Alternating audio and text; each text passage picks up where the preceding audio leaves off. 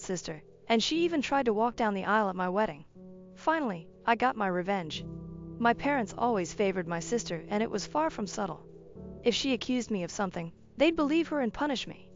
But if I accused her, even with undeniable proof, they'd give her a lighter punishment and find a way to scold me too. My birthday cake always had to be her favorite flavor, and my parents pretend they didn't know I hated it. They always bought her more than me and took us where she wanted, even if it was supposed to be about me. My sister grew up spoiled and used me as a punching bag. At first, she mostly ignored me, but things got worse when we were teens.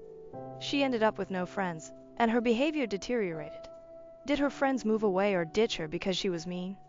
I don't know, because we were never close. My parents boasted about her achievements but never mentioned any issues, whereas they constantly highlighted my flaws as teasing material.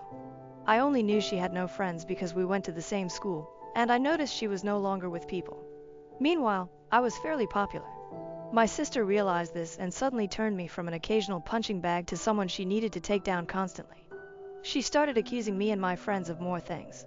My parents stopped letting me hang out with anyone, with excuses like, "They're not good people according to your sister," or "Why are you trying to leave us? Why can't you be like your sister and enjoy family time?" What saved me from complete isolation was my extended family. Most of them lived in the same hometown, and I got along well with my cousins despite some age differences. At one gathering, they invited me to something. I don't remember what, and I sadly replied that I wasn't allowed to go anywhere. When asked why, my kid self bluntly said it was because I wasn't allowed to have friends since my sister didn't have any. This got back to the adults, who apparently tore my parents apart later. I was scolded for lying and grounded for a month, but after that, they gave me some leeway, so it was worth it. My sister changed schools. I guess the humiliation of our extended family knowing her social status was too much, so she demanded to switch, and my parents immediately obliged. Even though it cost them more since the school was further away, she made friends at the new school. However, she never went back to mostly ignoring me. Having felt the power to mess with me and being angry that I told the family she had no friends, she never let me go. My life remained difficult. Her friends would come over and bully me, which my parents called light teasing. I never invited friends over because my parents were awful hosts, or my sister would accuse them of stealing, and my parents would believe her. I did become close to my cousins though, as my parents never dared to treat family that way. Then I got my first boyfriend. I didn't want to bring him home, but my parents insisted. At one point we were separated and he came to find me to tell me my sister was flirting with him. She came over in skimpy clothing, batting her eyelashes, and started telling him how bad I was and how good she was. He was irked and ran off to find me. Of course, my sister told my parents a different story, that my boyfriend had tried to flirt with her, but she naturally refused since she couldn't do that to me. Guess who my parents believed? My boyfriend wasn't perfect, but I immediately believed him for a mean reason. Remember, I was a teen suffering from unfair treatment. I was very resentful and moody and hated my sister as much as she hated me. With that disclaimer out of the way, let's talk about looks. I hadn't mentioned them yet because they weren't relevant. My parents were overweight and liked showing love via food, giving more food, buying treats, etc. My sister was also overweight, whereas I was not. I've always been kind of skinny because punishment often included no treats or snacks. Obviously, weight isn't what matters, personality is. But my sister, even then, was already rude and spoiled. Even her flirting attempts were bad because she never learned to work for anything since she could demand, and my parents would deliver. Added to that, the fact that she didn't look like some sexy model, even my self-conscious teen self didn't believe my boyfriend would try and cheat on me with her. Anyway, my parents prohibited me from dating such a horrible boy. I did try to keep going in secret, but it was hard, and the relationship ended. I did get another boyfriend, but again, my sister accused him of flirting with her when he refused her advances. Again, my parents believed her. I tried pointing out how this happened again, but they decided that I was incapable of making good choices and kept picking bad boyfriends. The relationship couldn't handle the Romeo-Juliet situation and fizzled out again.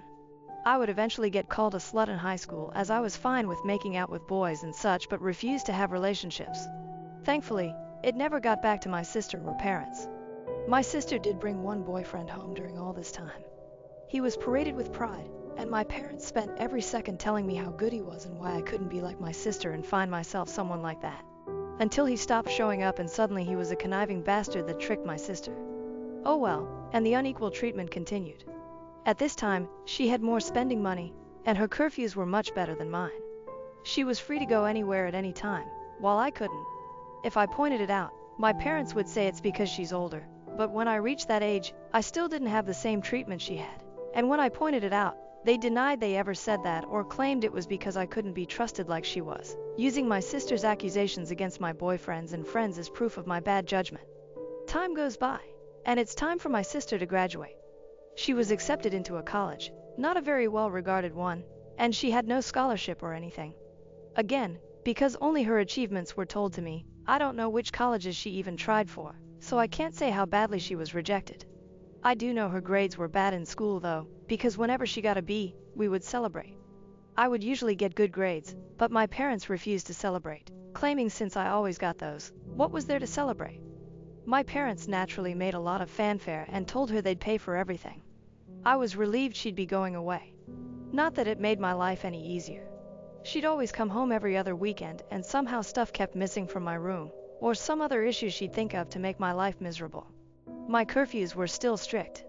Eventually, my mom came to talk to me about my impending graduation. I'm only a year younger than my sister. She told me that since they were paying for my sister's college, they had no money to pay for mine, so it would be better for me to start working immediately after graduation and wait until my sister finished university to see if they could afford something for me. Oh, and if I decided to stay at home, I'd have to pay for all my stuff, part of the bills and rent. I pointed out that I could get student loans. Mom said yes, except no, because they were so caring towards me and I had such bad judgment that they would decide if a college was worth my getting into debt or not. I'm not sure how they'd stop me from getting loans, but I didn't ask. Scholarships weren't mentioned. They had no idea what my grades were anymore and never believed in my capabilities anyway. I didn't bat an eyelid. I simply said okay. My mom clearly didn't expect that and kept prying.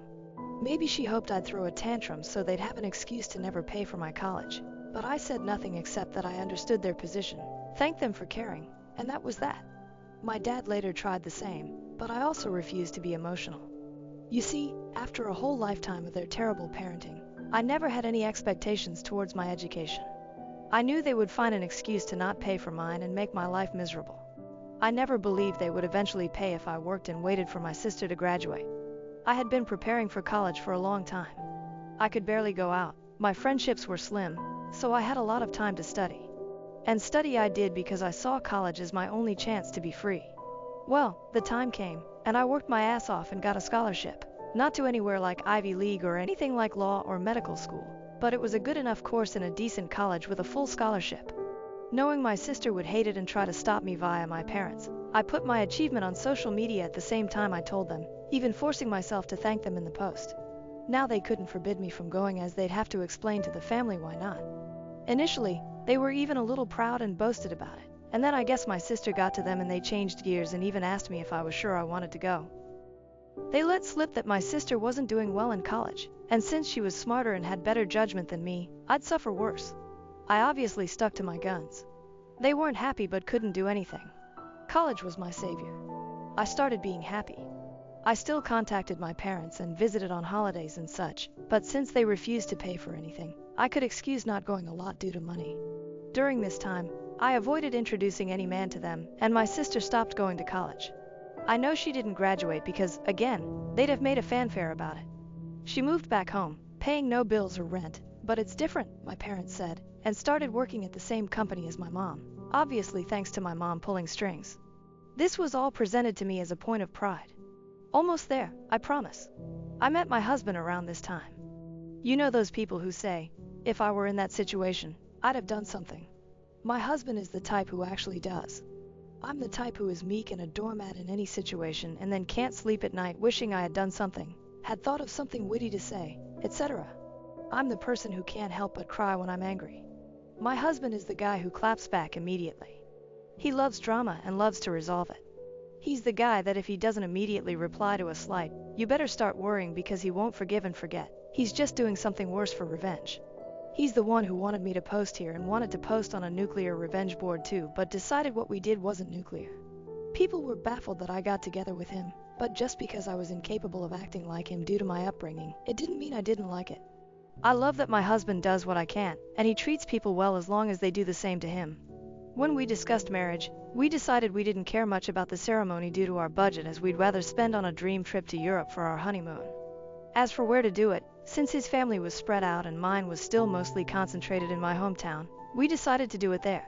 We weren't living too far off either, so we could take some long trips during the weekends to manage stuff. Plus, there was some work flexibility, so we could stay in my hometown for a bit too if needed. We sent out the engagement announcement and the save the date for a few months later. At this point, my parents naturally demanded to meet my man. I wanted to grow a spine and refuse, but was having a hard time. The distance had made me think maybe my parents weren't so bad. Well, my husband looked like I had canceled Christmas when I told him I would at least ensure they were never alone with him. See, he had been getting ready for this. He even bought a high-quality recorder he could hide in a pocket to record it all. He was stoked, thinking of all the ways he could refuse my sister's advances, insult her, and then spread the recording of her attempts to my family. So off he went alone and excited to meet them, and came back later euphoric. Babe, you won't believe the awful things they wanted. Babe, we can screw them over so bad. There's so many possibilities. I was confused and wanted to hear the recording, but he smartly told me it was better to listen to him first or else I'd misunderstand him. Well, he went there, and instead of flirting, my parents and my sister sat him down. After some grumbling about not being okay with him, my judgment, etc., they proclaimed they were willing to pay for my wedding on one condition. My sister would walk down the aisle. My parents insisted that my sister would walk down the aisle at my wedding first, in a wedding dress. Their excuse was that it wasn't okay for a younger sister to marry first, so it was only fair if my sister at least had the experience of it, at my venue, with pictures being taken, in the dress, and she'd even have a cake later. My husband will now type his part. Hey, vengeful husband here. Hell hath no fury like a pro-revenge instant karma nuclear revenge lurker when his beloved is scorned. That said, as much as my wife, she's my wife now, paints me as this quick-witted dude, I admit my neurons all but short-circuited when those folks legit suggested that crap like some sort of great gift. Even Troy would rather take in the horse a second time, methinks. Alas, after my brain rebooted, I did have a whole list of insults ready to spew out, but something in my soul whispered in my ear like the devil, string these idiots along. So I said I needed to think, see how my wife, back then fiancée, would react, and then ran out of there before I could give away my nefarious plans. Back to me, the wife. So my husband sincerely recounted how my parents wanted even my wedding to be about my sister, with a grin on his face and the recording to prove it. I was shocked. The distance had softened how badly they treated me, and I thought even they wouldn't go so far. Thankfully, my husband insisting on the angle of revenge helped me not go to a bad headspace. We had a blast thinking up ways to screw them over, from ridiculously outlandish to what we thought was feasible. We then called his much more level-headed brother when we decided on a plan. It involved having 2 venue addresses, giving them the wrong one, etc. Well, the level-headed brother scolded us for it. While he acknowledged he would never be able to convince us to avoid retaliation, he at least showed us that something like that would be hard to pull off. Some of our other ideas were also at risk of getting us sued, so we eventually settled for the most benign plan. Act like we agreed, but then hire security and don't let her in. Obviously, if that was all, it wouldn't be pro-revenge. The rest is mostly my husband's doing, but he wants me to do the honors. So here goes. Just important to mention, everything he did was previously discussed with me, and they were our mutual ideas. He went back to my parents, said he probed and thought I wouldn't be down with it. However, he didn't see the issue and, not wanting the family to fall apart, would be down to help them do it. He pointed out that I don't like conflict, so if I was surprised with it, I might not throw a tantrum in front of all the people. On the other hand, marriage is a big thing, so who knew if I'd lash out? Thus, he suggested a compromise. They'd help pay for stuff. This way, I would feel even more pressure to not say anything, as not only would we be public with our families there, but I'd be grateful for the help they gave. He said my parents looked shocked, and my grown sister literally started skipping with joy like a kid, so it was accepted. Importantly, my husband also claimed that due to some bad judgment and past boyfriends, these words were all my idea, and I'm so proud of using their words against them. I was distrustful and controlling and liked to check his phone and stuff to ensure he wasn't cheating on me. As such, it was imperative that nothing of this plan was ever put in writing. For any discussion pertaining to my sister walking down the aisle before me, he'd go over to their house to talk. And so began the months of deception where my parents and sister thought they were tricking me, while my husband and I were milking them. Rather than paying for the wedding, they lay low. Of course, my parents wanted input in everything. including some things that meant a lot to me, like the songs and color palette. My husband would convince them to let it go to keep me in line, but since we never really cared for the ceremony to begin with, everything else was fair game. Or so they thought. Here's what we did. We'd go to check the drink and menu options and then accept the lowest or second lowest priced option. My husband would then secretly take my sister there to try it out and then sigh and say, "It's a pity we don't want to abuse my parents' goodwill, so we won't get the best options." Cue my sister demanding my parents pay for the best. My parents would then tell me not to worry and they'd pay for the most expensive option. The same was done with the photographer and flowers. My husband handed my sister a bouquet of the flowers we wanted and then sadly expressed how I wanted some other tasteless flowers. Cue my parents telling me they wanted us to go with said flowers and they'd pay for it. When it came to the wedding dress, we hit a minor snag. My parents wanted me to use a hideous dress. Okay, it wasn't outright hideous, but it wasn't my style and wouldn't look good on me. We had planned on saying yes and then simply not using it, but my mom sent me a message about it, so there'd be proof I said okay. We had to go with me refusing to text and standing my ground. My husband went over there and said he'd see what he could do. My sister suggested ruining my desired dress so I'd be forced to wear the other one. He pretended to agree. During all this time, they kept communications outside any text. We made sure that happened by having me reply to my sister when she tried messaging my husband. This solidified the uncontrolling and neurotic claims my husband was making, so they believed it and never risked anything in writing. Some people might not like the thought of their partner going around and talking badly about them to family, but I'm such a doormat that the thought of being painted as this controlling and dangerous person is extremely funny to me, and I egged him on to do it. I guess I have a warped sense of humor. Oh, and my sister did try to flirt with him, but he acted conflicted to really sell that he was with them. My husband would pretend to tell them things without my knowledge, but he never told them we hired security. It was really funny. My husband and I, who had sincerely considered a courthouse wedding to focus costs on our honeymoon, ended up having this extravagant, expensive wedding and barely spent a dime. We called it back to pay for emotional damages from my parents. I think my husband, okay, he just confirmed I'm right, was enjoying the whole trick more than planning our wedding. I didn't think it was possible to witness a guy beaming at the thought of wasting his whole Saturday doing a car trip to discuss wedding details with his in-laws, but here we are. Soon the day came. The plan my parents, sister, and husband had come up with was to wait until everyone was seated since the bride always comes out late.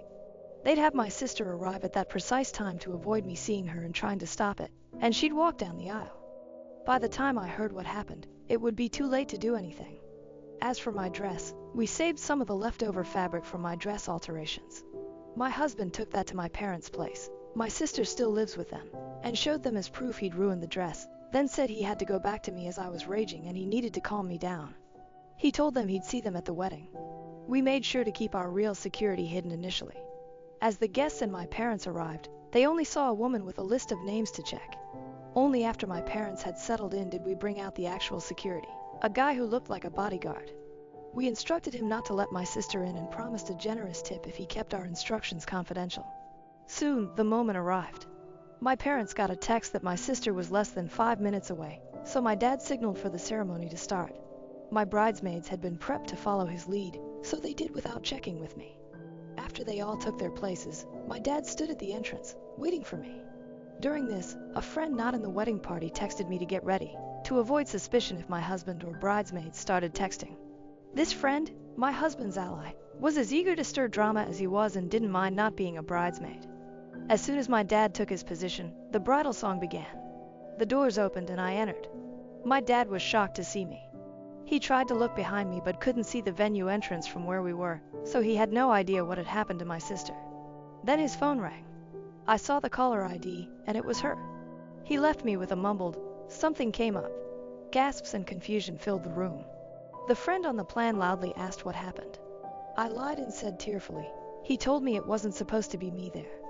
My husband and I had agreed that if my dad abandoned me, I should say that to make him look as bad as possible. The tears weren't just acting.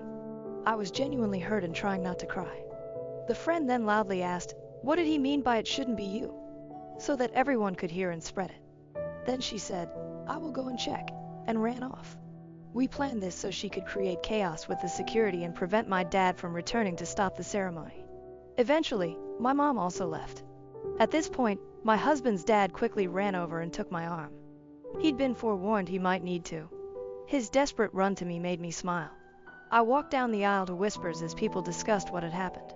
Some left to check as well. When I reached my husband, all was well.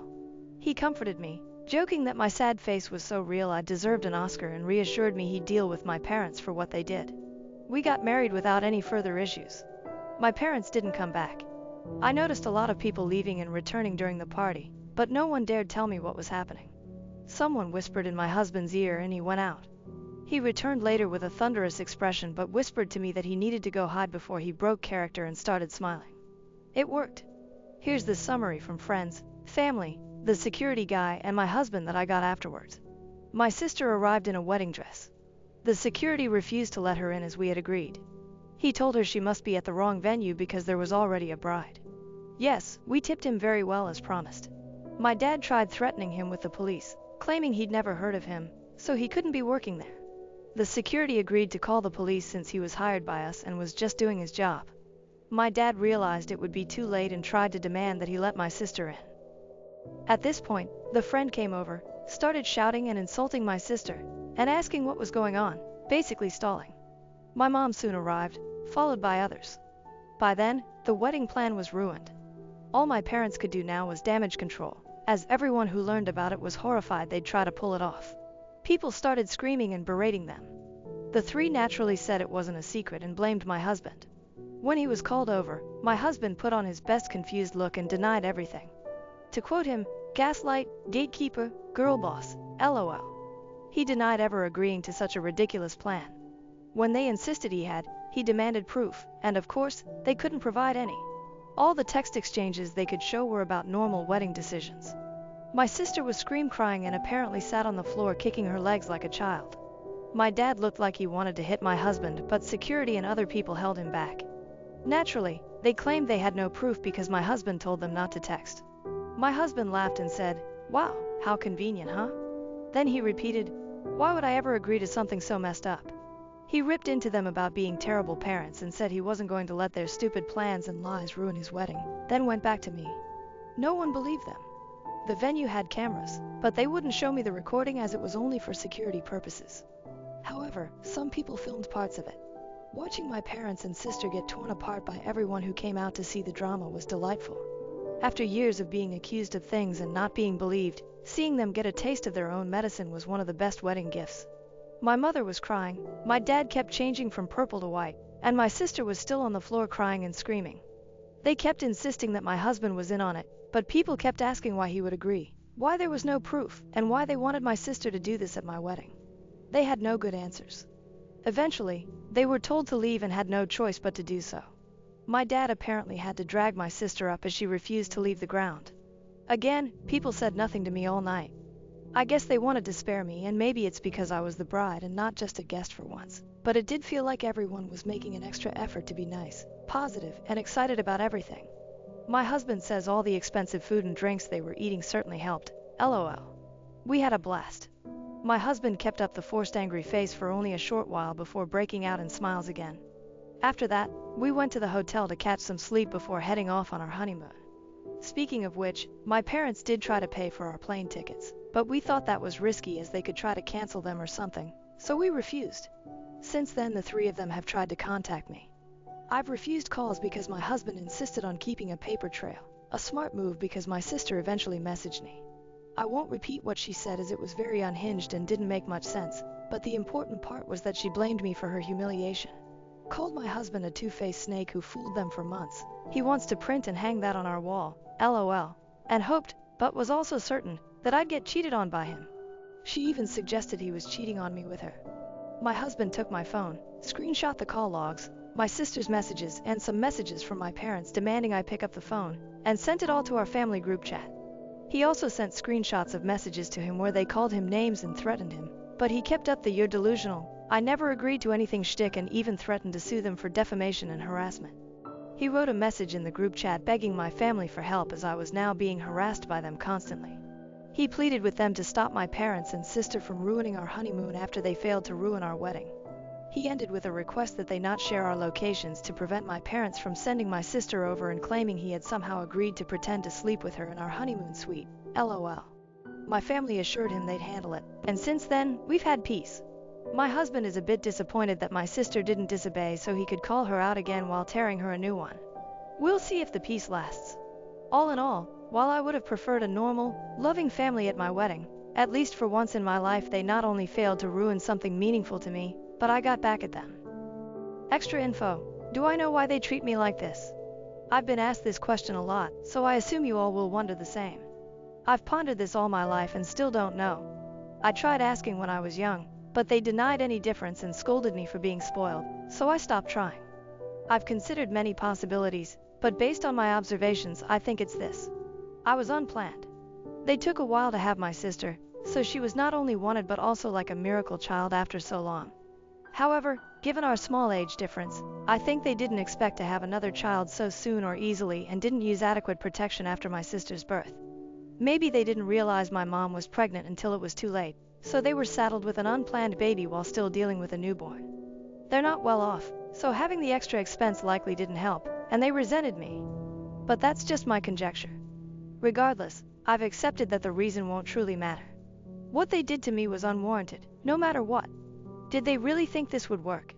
My husband and I have a theory that they never intended to do this at all.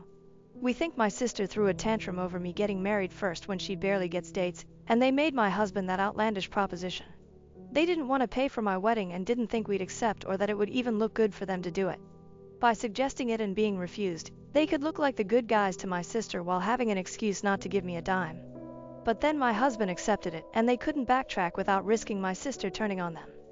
My husband, a beloved high school teacher, might be secretly cheating with a former student, seeking advice on next steps in legal action. Original post, July 8, 2024. I am freaking out right now. My partner is a high school math teacher. He has been teaching for a decade now and has generally been praised by students, parents, other teachers, and the administration for how he does his job. We have been together for 7 years and got married in 2023. I have never worried about him being interested in his students. We have even discussed teacher-student relationships, and he has always expressed disgust, saying it is an abuse of power, even if the student is an adult. He has never been called out for being inappropriate, that I know of, never engaged with students over the weekend or summer, unless it is school-related, and even then, all contact is through school email or with parents.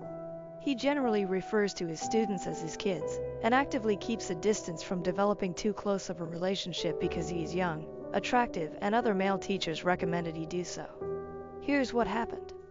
Around March, we were at the movie theater one evening and I noticed a group of girls staring and pointing. I notified my partner, assuming they were his students, and he told me I was right. We did not go over to say hi. We have seen his students before out and about, and he says hi on a case-by-case basis but typically does not initiate, and they did not come to us. However, I noticed the rest of the girls playfully shoving one girl with lots of whispers, and the girl was staring at my husband sheepishly. I immediately thought she probably had a crush and honestly thought nothing of it until last weekend. We were celebrating Canada Day at a BBQ with family, and my husband was pretty wasted. At one point, he went to the bathroom and did not come back for so long. I was worried he was getting sick, so I checked on him. When I knocked and said it was me, he said he was okay and would be right out but did not unlock the door. He stayed in the bathroom for another 10 minutes. This was super unusual for him, but it could have been anything. Later that night, I woke up around 3 a.m. and he was not in bed. Worried again, I got up and found him on his phone in the living room. This is also unusual. When I asked what he was doing, he was definitely surprised and hit his phone screen. He said he could not sleep and did not want to wake me up by watching videos next to me in bed. We both went back to sleep together. The next morning, he was hungover and slept in. I went through his phone. I have never had a reason not to trust him, so I have never gone through his phone before. I found nothing of interest, except for the Snapchat app, which was not logged into.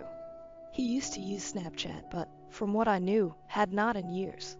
I honestly assumed nothing from finding the app and figured I was reading too much into things. Last night, I saw a Snapchat notification pop up on his phone while we were watching TV. It was out of the corner of my eye, but the logo is too recognizable to mistake. My heart dropped because, knowing he was logged out last week, it means he is definitely using it secretly. I pretended like I did not notice, and a couple of minutes later, he got up to take a long poop. I cried while he was in the bathroom. Shortly after, I said I was going to bed early and he stayed up without me. He is on summer break. When I got up for work, he was still passed out. I went on his phone and found no Snapchat app. It was then that I knew something was shady for sure, and when I looked up Snapchat on the home screen, it was there, just hidden in a folder of apps disguised as cooking and workout apps. He had not logged out of Snapchat, and when I opened it, there was only one conversation with a real human, and it was a girl. There was no evidence of conversation between them because, for those who do not know, Snapchat deletes previous messages for good. I was ready to confront him for cheating with basically no evidence, but decided to keep snooping for something concrete. In that same disguised folder, I found that he had OnlyFans downloaded. The only content creator he was subscribed to had the same username as the woman on Snapchat, but it is his student, the one from the theater, who was blushing. I have never recognized a face so fast. I am 100% certain. We make fun of OnlyFans simps all the time, so I was already disgusted, but I actually threw up when I found this. I was scared I was going to wake him up and genuinely did not know what to do, so I put his phone back and left for work. At work, I did some sleuthing and was able to find the girl's Instagram and Twitter accounts. She is 18, and from grad photos I can tell with certainty that she attended my husband's school. The same OnlyFans link was in her Twitter bio. He has texted me normally throughout the day, and I have not responded to any but to tell him I have to go to my parents tonight, but in reality, I am still at work because I do not know what to do. The reality is that this is messed up, but she has graduated. Is this now just the same as any old affair? I don't even know if she was in any of his classes. I do not know what to think. I do not know what to do next. Lawyer. Should I ask my husband and see what he says? Should I ask her? Edit to add, does anybody know how to tell when an app was first downloaded? Too long, didn't read. My teacher husband is Snapchatting and subscribed to the OnlyFans of a student from his school who is 18. Help. Update. This blew up and there's too many comments to reply to. Update July 9th, 2024. Next day. My post blew up and there were many comments asking for updates, so I want to provide one.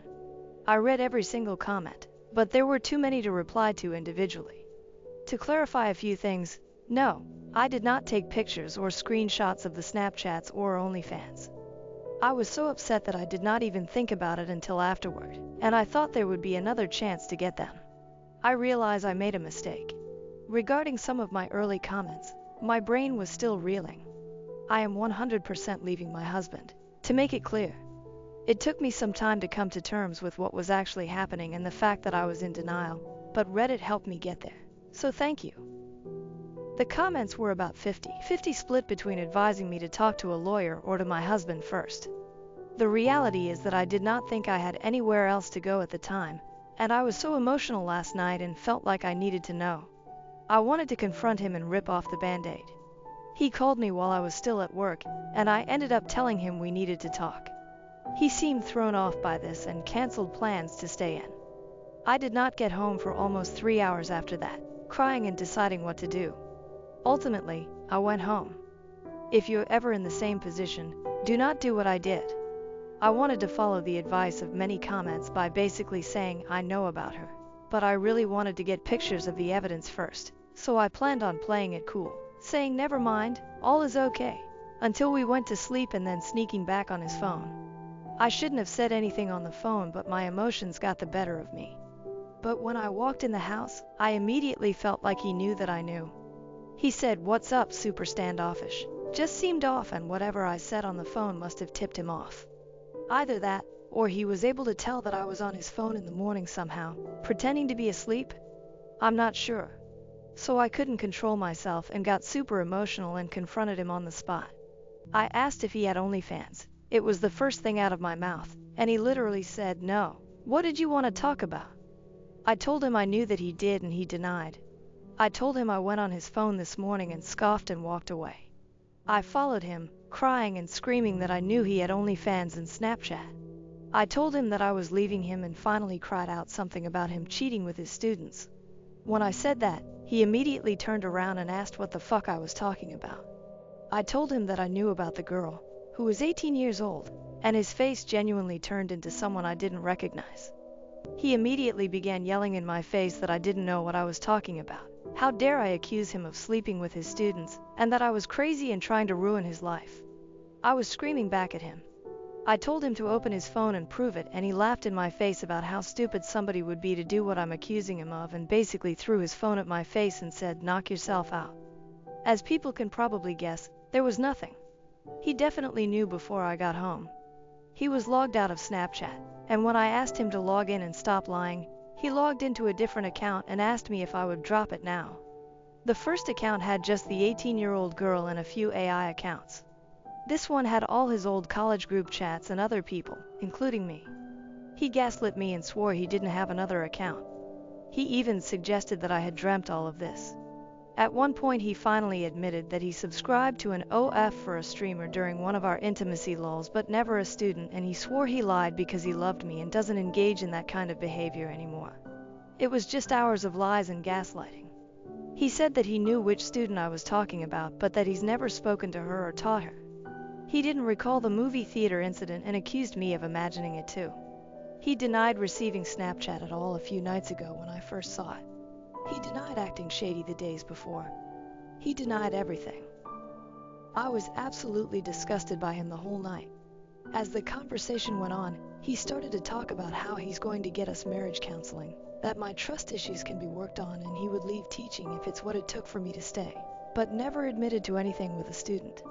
Admittedly, I was starting to get a bit of a gaslight fog about the situation, believing some of what he was saying, but when he volunteered to leave teaching, I knew it was worse than I knew. Because teaching is his everything, he gave up an amazing opportunity which would have made him 3-4x the money and way more recognition to teach, and has never complained about his job a day in his life. We both know he loves his job more than he loves me. If this was truly all a misunderstanding, or if it was a one-off with a graduated non-student, I just think he would do more to protect his job and his career. He wouldn't just leave over crazy behavior from me.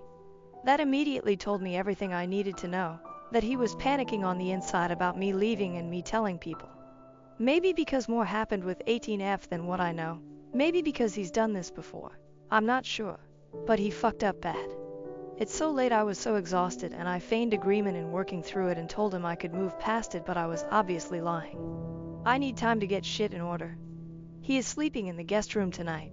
I told him I would need a lot of space, and he said he was okay with that. He left his phone in our bedroom for the night as a peace offering. I hate his fucking guts. I have so many things on my mind right now. What the fuck to do? How to get a lawyer? If I should tell my family. If I should tell the school. The fact that I have no proof but I know what I saw. The fact that I'll be 33 and divorced. Above all, the fact that my husband may have slept with this girl. That's my gut telling me, because he kept repeating that he would never sleep with his students over and over, when I was using words like cheat with, look at porn of, or sexed with. So that's the update. I was gaslit and lied to. I got no sleep last night but still went to work this morning to get away from him. He hasn't texted me or called all day. I want nothing more than to go to the school with this info. My heartbreak is gone and I'm just angry and disgusted and want to right his wrongs, but I need him to admit to it so I can know how bad it is, and I don't think he will. I was thinking of telling him that I reached out to the girl. I'm not going to, and see if that freaks him out enough to come clean, but what if she doesn't know? Maybe he's using a fake account. Or just saying I have proof, even though I don't. Anybody have any good ideas? In the meantime, I am looking for divorce lawyer ASAP. Too long, didn't read. I found proof of my husband Snapchatting and subscribing to a student's OnlyFans, but now all the evidence is gone and he has gaslit me. I have no idea where to go from here besides starting the divorce process. Relevant comments. First, get an attorney. Follow the advice of said attorney. Second, any chance of contacting this girl's parents. I'm sure they would have a better chance of finding proof and have every reason to want to do so. OP, I thought about contacting her parents. I don't know if they would care though. She's 18, and my husband works at a school with many disadvantaged kids. He teaches advanced math and said she wasn't in his advanced classes, has never been in his classes, and she's not a smart student, so he would never have had a reason to interact with her. If that's the case, who knows what the parents would think. I'm also scared it's overreaching and that she could get in trouble for having an OnlyFans if I tell her parents. I will ask the lawyer this once I speak to one. Lastly, talk to a lawyer and get a PI involved. You will get your answers. He can't completely hide everything. OP, I am leaning towards the PI. I understand everybody saying to divorce him and I don't need evidence. I am 100% planning to do so. I don't know how long this whole process will be, but that will happen. I will probably have to live with him in the meantime, as we both spend the majority of our income on our house. But I do not plan on being intimate with him ever again. The thing is, he is beloved in the community. I genuinely think people would believe him over me. Maybe I'm wrong, but his family would never believe me. I know.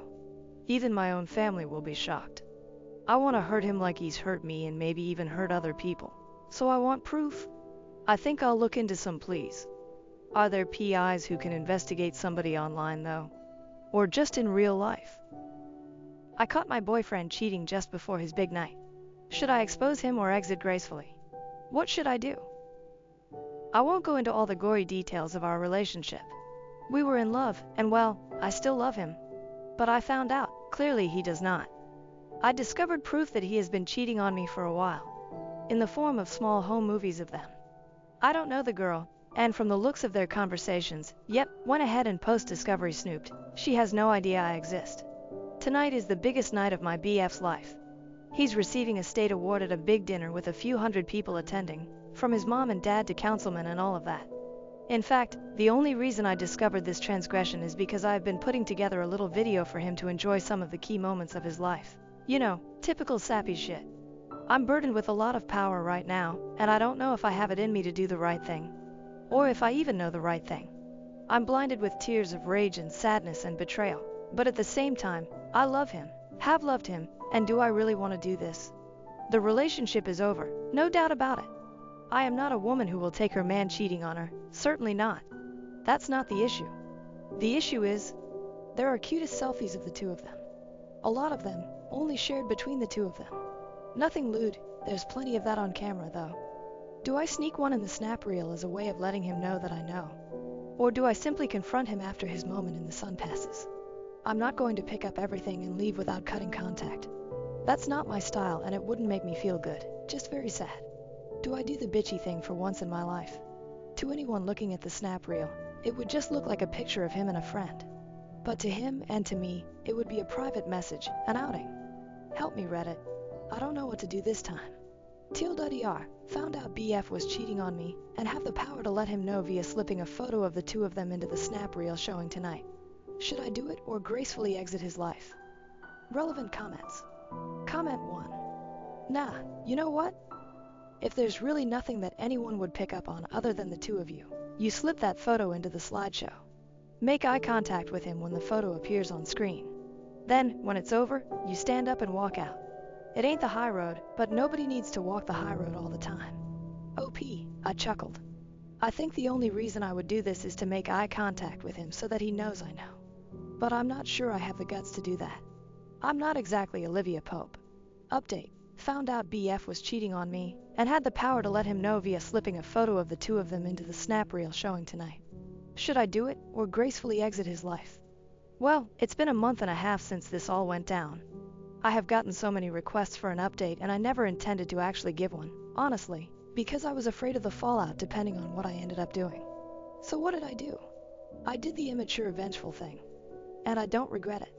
I took a few photos of the two of them. Tasteful photos that gave off no indication other than she might be a childhood friend. I slipped them into the snap reel. And I spoke kindly of him at the podium. Then after my turn was finished, I walked out. I drove home feeling calm and in control. 20 minutes later, the text started. Where did I go? What did I know? Where did I find the photos? Was there more in store for him? I texted him. I know you've been fucking her. But there are no more photos. There weren't any, and of course I left it at that. He didn't come home that night. Or the next. The next day, he called me to ask me if we could meet and talk at a public location. I agreed to meet him at Starbucks. I arrived early, waited for him. He showed up a few minutes late and took the seat across from me. He started right off with the excuses, how it just happened and he regrets it fully. She doesn't mean anything to him. and that she looked like a girl he had a crush on in high school and he was powerless against his teenage self. I didn't interrupt him, just let him have his time. When he was done and looking at me for a sign of what might happen next, all I could say was, "So where did you stay the past few nights?" "Her house." "And what did you do?" He wouldn't answer. There hadn't been any doubt in my mind. Really. I knew I was leaving him. He talked over himself, apologizing, begging for forgiveness, saying he'd change. I told him that I didn't want him to have to change himself. That if who he was, naturally, was someone who cheated on his girlfriend, then that's not someone I wanted to be with. He said that he was thinking of proposing to me, and all I could say after that was, "Good thing I found out before." Fast forward to a few weeks later. He's moved out and I'm doing well. We have cut off contact.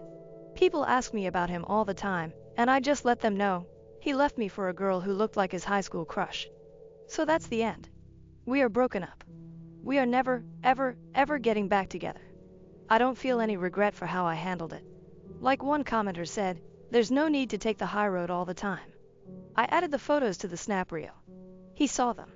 We broke up and are never getting back together. I don't regret my choice, only that I wasted 3 years with an overgrown child. My boyfriend thinks I should put up with his son's mistreatment of me because he's autistic. Am I the asshole for being ready to end the relationship? Update: I took my baby and left last night. I'm hiring a lawyer to seek sole custody. Thank you for all the advice and kind words. His son is 18 but functions at a 12-13-year-old level. He says he's high functioning, but I don't think he is. My boyfriend's parents raised his son and were and still are very permissive with him. He sleeps all day and gets taken out for dinner literally every day, has zero responsibilities and refuses to get a job. I know there's places that hire disabled people, but he's flat out said he's not going to work. He treats his grandmother like shit and calls her horrible names such as bitch and whore. He still gets whatever he wants just handed to him. I can't stand him. My boyfriend and I have a 5-month-old son together, and when he was a newborn, my PPD was so bad I was hospitalized for it. His son thinks I abandoned my son because I didn't want to take care of him, and there's no convincing him otherwise. This has resulted in him screaming at me that he hates me and wants me to leave. This isn't the first time this has happened either. I've asked my boyfriend to talk to him and he says he didn't raise him and nothing would change even if he did. Now he's saying that if I can't accept his son, then we can't be together. It's not about me not accepting him. I've known since the beginning of our relationship, almost 3 years, that his son is autistic, and I loved him and felt maternal towards him. His own mother basically abandoned him, so I felt bad for him, but now I don't exactly like him since he's spoiled and entitled. I accept him, but I didn't sign up to be mistreated and disrespected and be told to deal with it or leave. My boyfriend takes it like I can't accept his kids, but that's not it. Honestly, I'm ready to end things. The rest of his family sweeps it under the rug too. They said they're trying to teach him about PPD, but it's not working so far. I know he's jealous because he sees his dad engage with our son like he didn't with him, but I'm not gonna put up with him treating me like shit because he's projecting his anger at his mom and dad onto me. I feel that my boyfriend doesn't love or respect me by telling me to deal with it. I worry that he's going to do this to someone in public and they'll hurt him. I worry that he's going to physically attack me one day, and I'm tired of not being able to take care of my son without him staring me down, and he brings my son to everyone but me. I'm tired of everyone excusing it as his autism. Autistic people know better than to talk to people that way. I think it's because he's never been told a day in his life. I love my boyfriend, but I'm not prepared to deal with being verbally abused every day. His son is on meds, but they need to be adjusted. He's about to start therapy again too. Should I leave? TLDR: boyfriend and his family excuse his son's mistreatment of me as it is just his autism. Boyfriend says deal with it and accept his kids or it's over. I accepted his kids but didn't sign up to be treated like shit and told to deal with it. Ready to leave him? My ex reached out to me after a year of my husband's accident. Am I the A for lashing out at him and saying he's not my baby's father? June 25th, 2024. I am 34 years old and have been with my husband for over 12 years.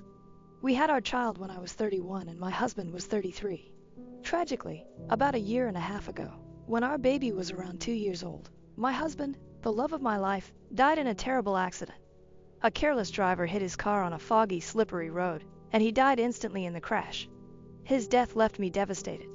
The only thing that kept me somewhat sane was our daughter. I couldn't believe I had lost him. He was my rock, my light, and I loved him dearly. In many ways, I still can't believe he's gone. I'll let my ex explain. My spouse contacted me a year or so after his injury, maybe just to vent. We split up a long time ago, even before I met my husband. Although we weren't precisely buddies, we maintained a good relationship and occasionally chatted, asking each other how they were doing. So, as a buddy, he reached out and offered to assist. Although it came as a surprise, I agreed to it since, to be honest, I didn't have many close friends save him and I desperately needed a friend. Every now and then he would stop by our house with gifts for my daughter, and we would talk over a drink or some tea. It wasn't close. I told him that I wasn't ready for any new connections after losing my spouse, and over the years, he had a number of casual encounters. I suppose I'm not quite ready yet. He was quite kind to my kid, so I didn't see anything wrong with them bonding. He came over once or twice a month. However, my child then began phoning my former father. It really irritated me, but since she's still a toddler, how was I meant to tell her to stop? I doubt she comprehended when I tried to gently explain to her that my ex isn't my father. So when my ex came over, I just started sending her to my mom or my husband's parents. To be honest, I'm sure our child won't remember her father. All she will have of him are pictures. And I don't want her to see another man as her replacement. Thus, everything returned to normal. When I informed my ex that my daughter wasn't home, I could see that he was angry. I didn't give it much thought though. And that's when I lost it the last time. I may have been the asshole in that situation because I yelled at my ex in the end when I should have handled it better. My mother sent my daughter home early from his visit since she was acting quite unhappy and wanted to go home after we played some video games and had a few beers. He got up and said, "This is my baby, I've missed you," to my daughter, and extended a hug toward her. That's where I snapped at him. I told him angrily that he is in fact not her father, and that she is my and my husband's baby and will never be his baby no matter how much he wants it.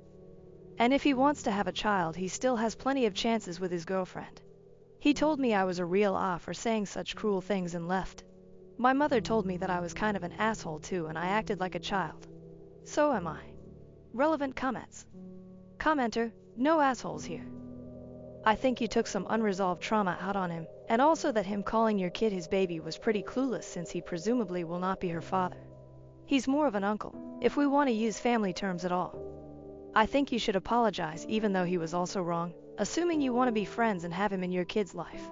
Hopefully he will understand that it is a sore subject for you right now and parts of it will obviously be a sore subject forever. OP, thank you. I think you're right. I still take everything concerning my husband to heart and my ex's words hit very close to home. I don't think I was wrong in what I said to him, but I was wrong in the way I said it. After thinking about it for some time, I think I do want him in my and my daughter's life. He is a very good friend and very supportive, especially in my time of need, so I shouldn't have lashed out at him. I think I'll try calling him to apologize and communicate my issues clearly. Maybe he didn't even mean anything by his words and just loves my baby and expressed it a bit clumsily. But I admit his words really triggered me at that moment. Commenter, nah. You are still heavily grieving the loss of your husband. You should, in my opinion, apologize to him and explain your thoughts. He can accept the apology or not. If you're not currently in therapy, you should really consider it. I have a friend whose son's dad passed away when he was 3. Same thing. Only pictures and basically no memories. OP, thank you for your advice. I believe you're right. I should apologize and clearly explain my feelings to him. I didn't express my concerns earlier, and then I exploded unnecessarily. I need to set some clear boundaries with him and explain that I'm still hurting and don't want him to call my daughter his baby in any way. If he's okay with it, that'll be great. If not, then I won't have a choice but to stop speaking to him for my own sake. I'm in therapy right now, and while it's a lengthy process, it's good. And my deepest condolences for your friend's son. Commenter, since you have a baby, you will need to enact clear boundaries with him. It's possible that given you two's romantic history, he doesn't realize he's crossing lines. But once you let these boundaries be known, it's up to him to follow them and you to enforce them.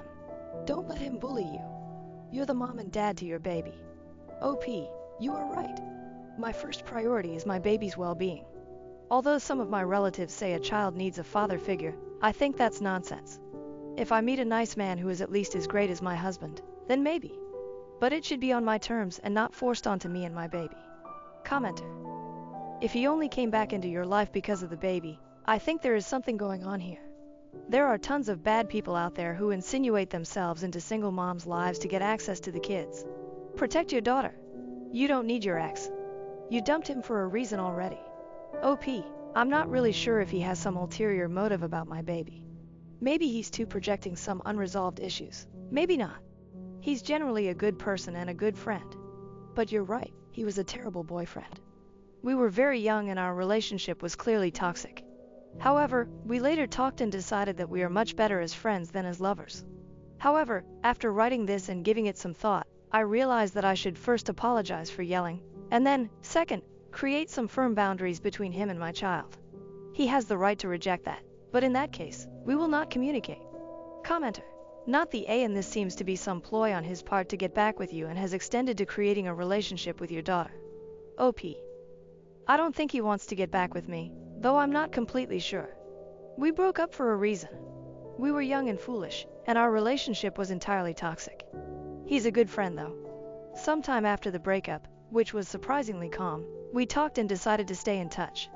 We weren't close friends, but we were friendly. He was very supportive after my husband's death and helped me a lot. I won't deny there's a bit of nostalgia about the times we were together, but it's more of a running joke now. We can say, "Do you remember when we were together? So and so happened," and we laugh. I definitely do not want him as a partner. He was a terrible boyfriend, and judging by his behavior with his numerous girlfriends, that hasn't changed. He initially didn't express any interest in having children, but maybe he's projecting some of his own issues onto my daughter. Commenter. This whole situation is bizarre to me. I don't understand why you'd allow your ex this much access to your kid. I understand needing the support, but the situation is suspicious as fuck to me. In general, not the A. OP. Thank you for your input. You're right, I believe I was wrong for introducing them at all. I was a wreck and needed support, yes, but my priority should be my child. First year after my husband died, a lot of people came over to offer condolences and some help, my and my husband's family. My daughter was always by my side. She once called my husband's brother Papa, but they look so much alike that it is understandable. And I kinda miss the fact that my ex's visits and gifts can be a problem. I was too late to understand that I need to set clear boundaries, and it is inappropriate for them to bond if I do not want any relationship besides friendship with my ex. On the term Papa, thank you for your input. I didn't mention it in my post, but we are European and the term Papa is actually more common here. Maybe it wasn't even his intention and he did it subconsciously. I was in the wrong to scream and yell, but we definitely need to set some clear boundaries if this friendship is gonna last. OP is voted not the A by top comment, but comments are heavily mixed with no assholes here. Update, same post, June 27th, 2024, 2 days later. First, I wanted to say thank you to everyone who offered condolences, advice, and criticisms. I appreciate it very much.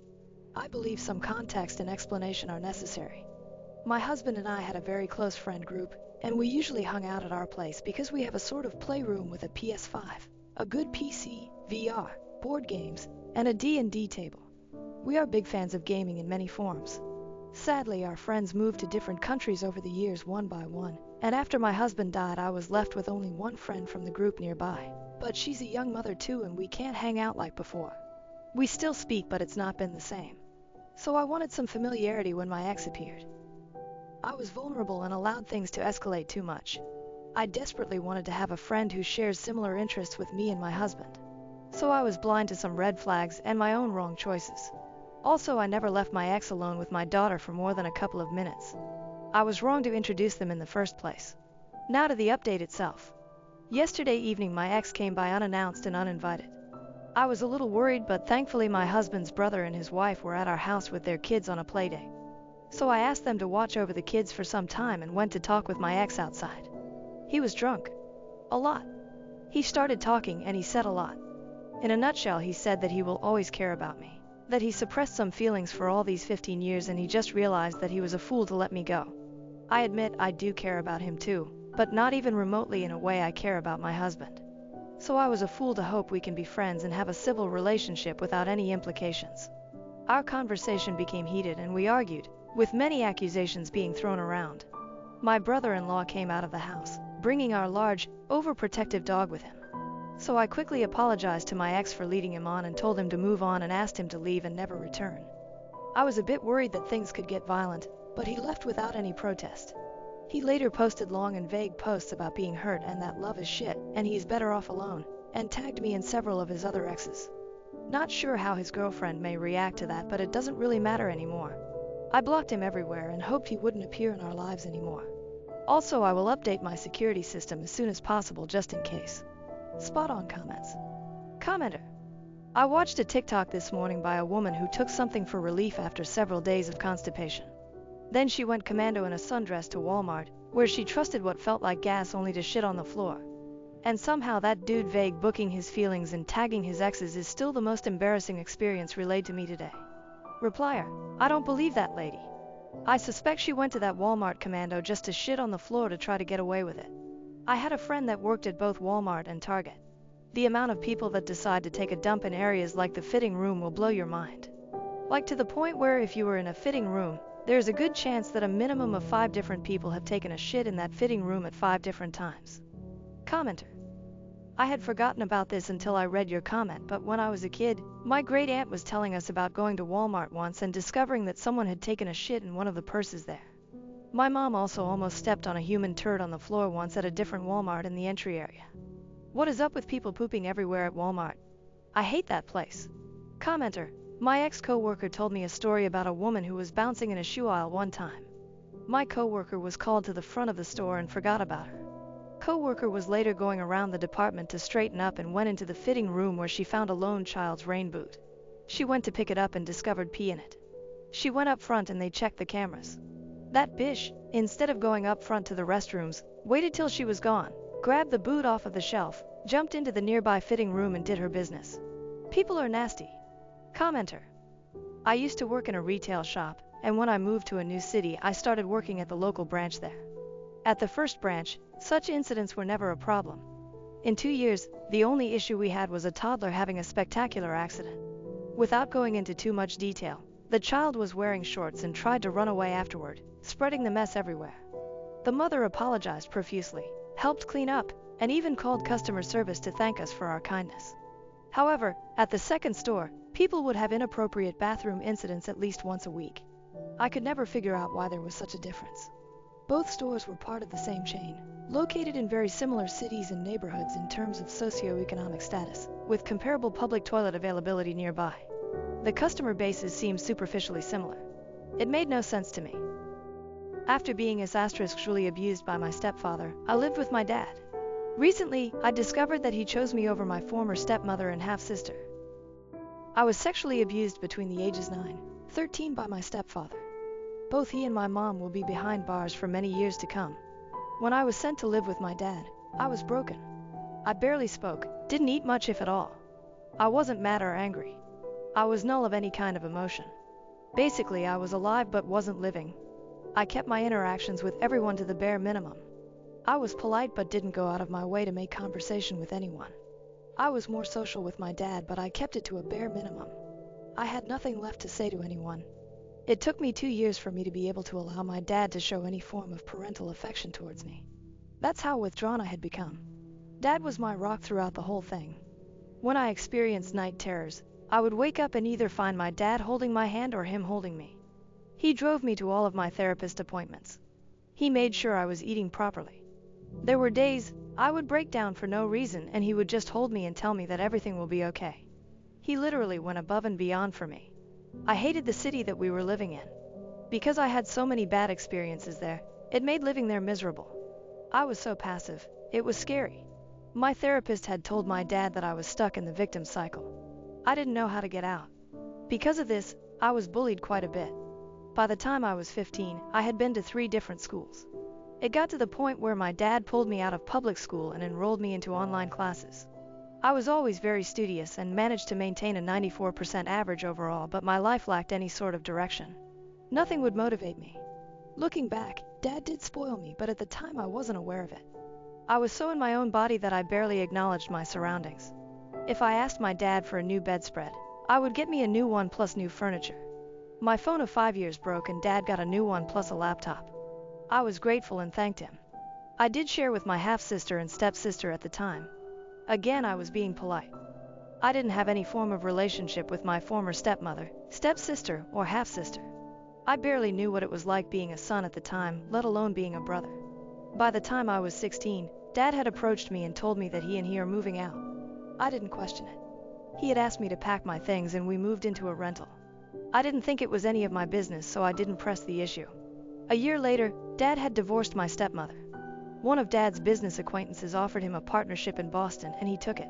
We moved, and I felt I was ready to start my senior year of high school in a public school. That year was probably the best year of my life. I was coming out of my shell. There was no fear of being judged or being the odd man out. It was as if I was like everyone else. I felt normal. I became more social, made a lot of friends, got into sports, clubs, and went out more. Us moving probably saved my life. Because we had moved 9 hours away from my half-sister, she would only come visit us on long weekends, a month during summer break. There was always a form of tension between my dad and half-sister. You could just sense it.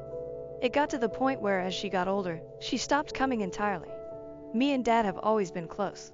When I had graduated from high school and gave my valedictorian speech, I could see my dad crying in the crowd. I lived with my dad while I attended college. I still do for the time being.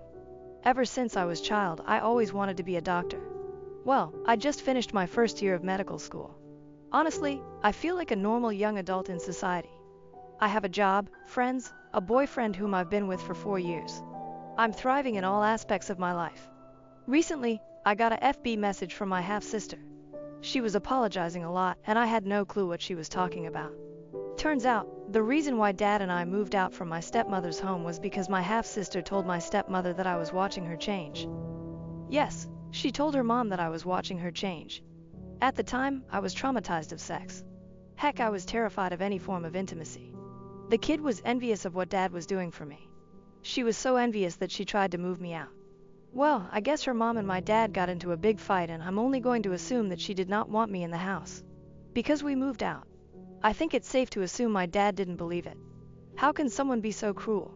What did I ever do to her? Those were the questions that were racing through my head. I didn't even respond. More importantly, Dad never let this get back to me.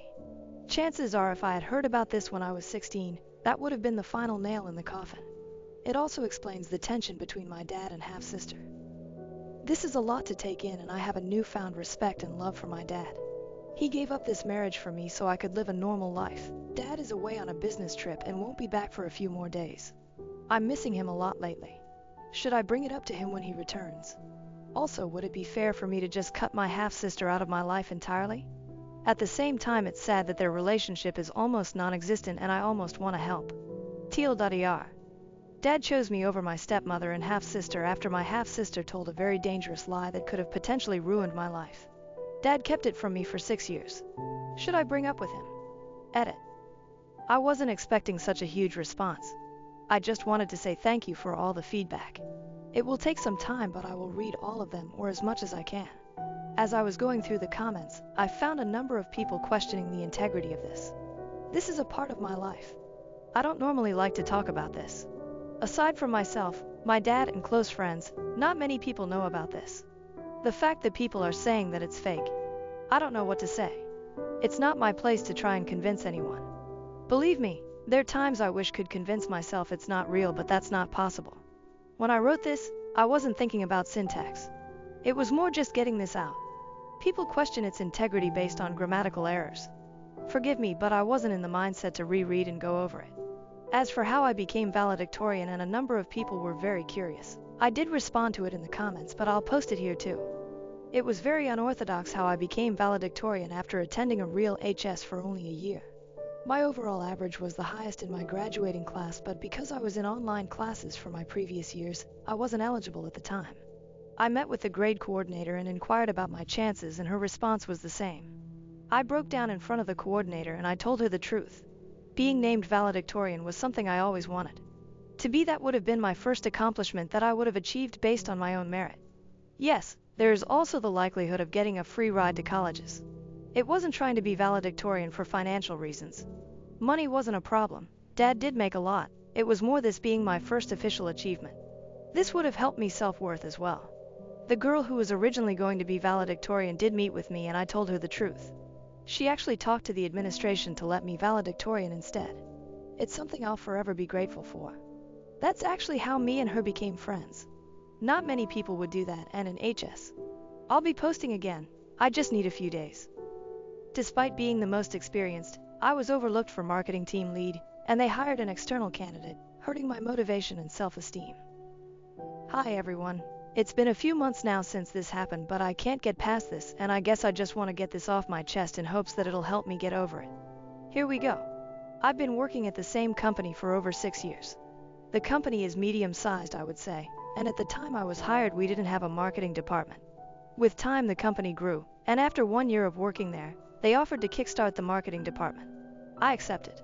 For 2 years, I was the only person in the marketing department. I did everything all by myself. I knew how everything worked. I kept my numbers and quality high, and my manager even asked my boss to give me a bonus for my hard work. As the company grew, the work became too much for just one person, so they gave me a team. We were now 4 in total.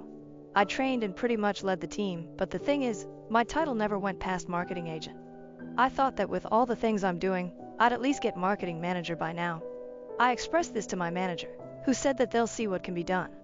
Months passed, my title remained the same, but then in a meeting with my manager one day, they told me that our boss is thinking that there should be a marketing team lead on the team.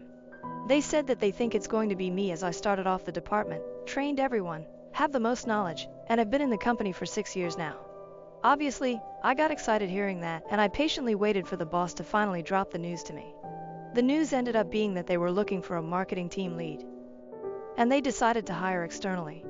I can't even put into words the way I felt. Even now, I still feel like I've been punched in the gut.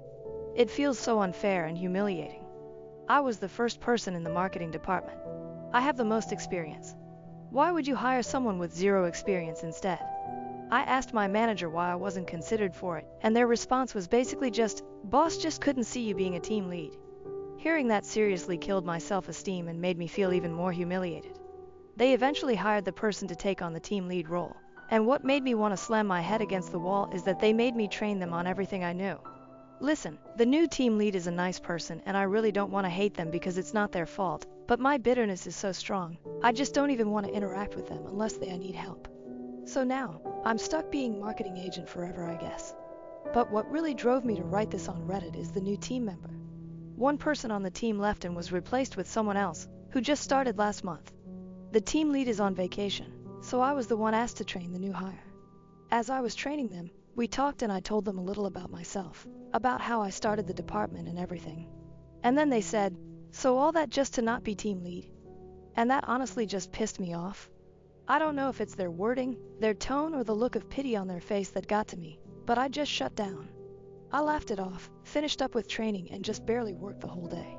And the day after that. Even now, I feel like my numbers are lower than usual, my quality definitely dropped, but I just can't care anymore. I know I could just quit, but this company's benefits are amazing. And I've made so many friends here that would make leaving so hard.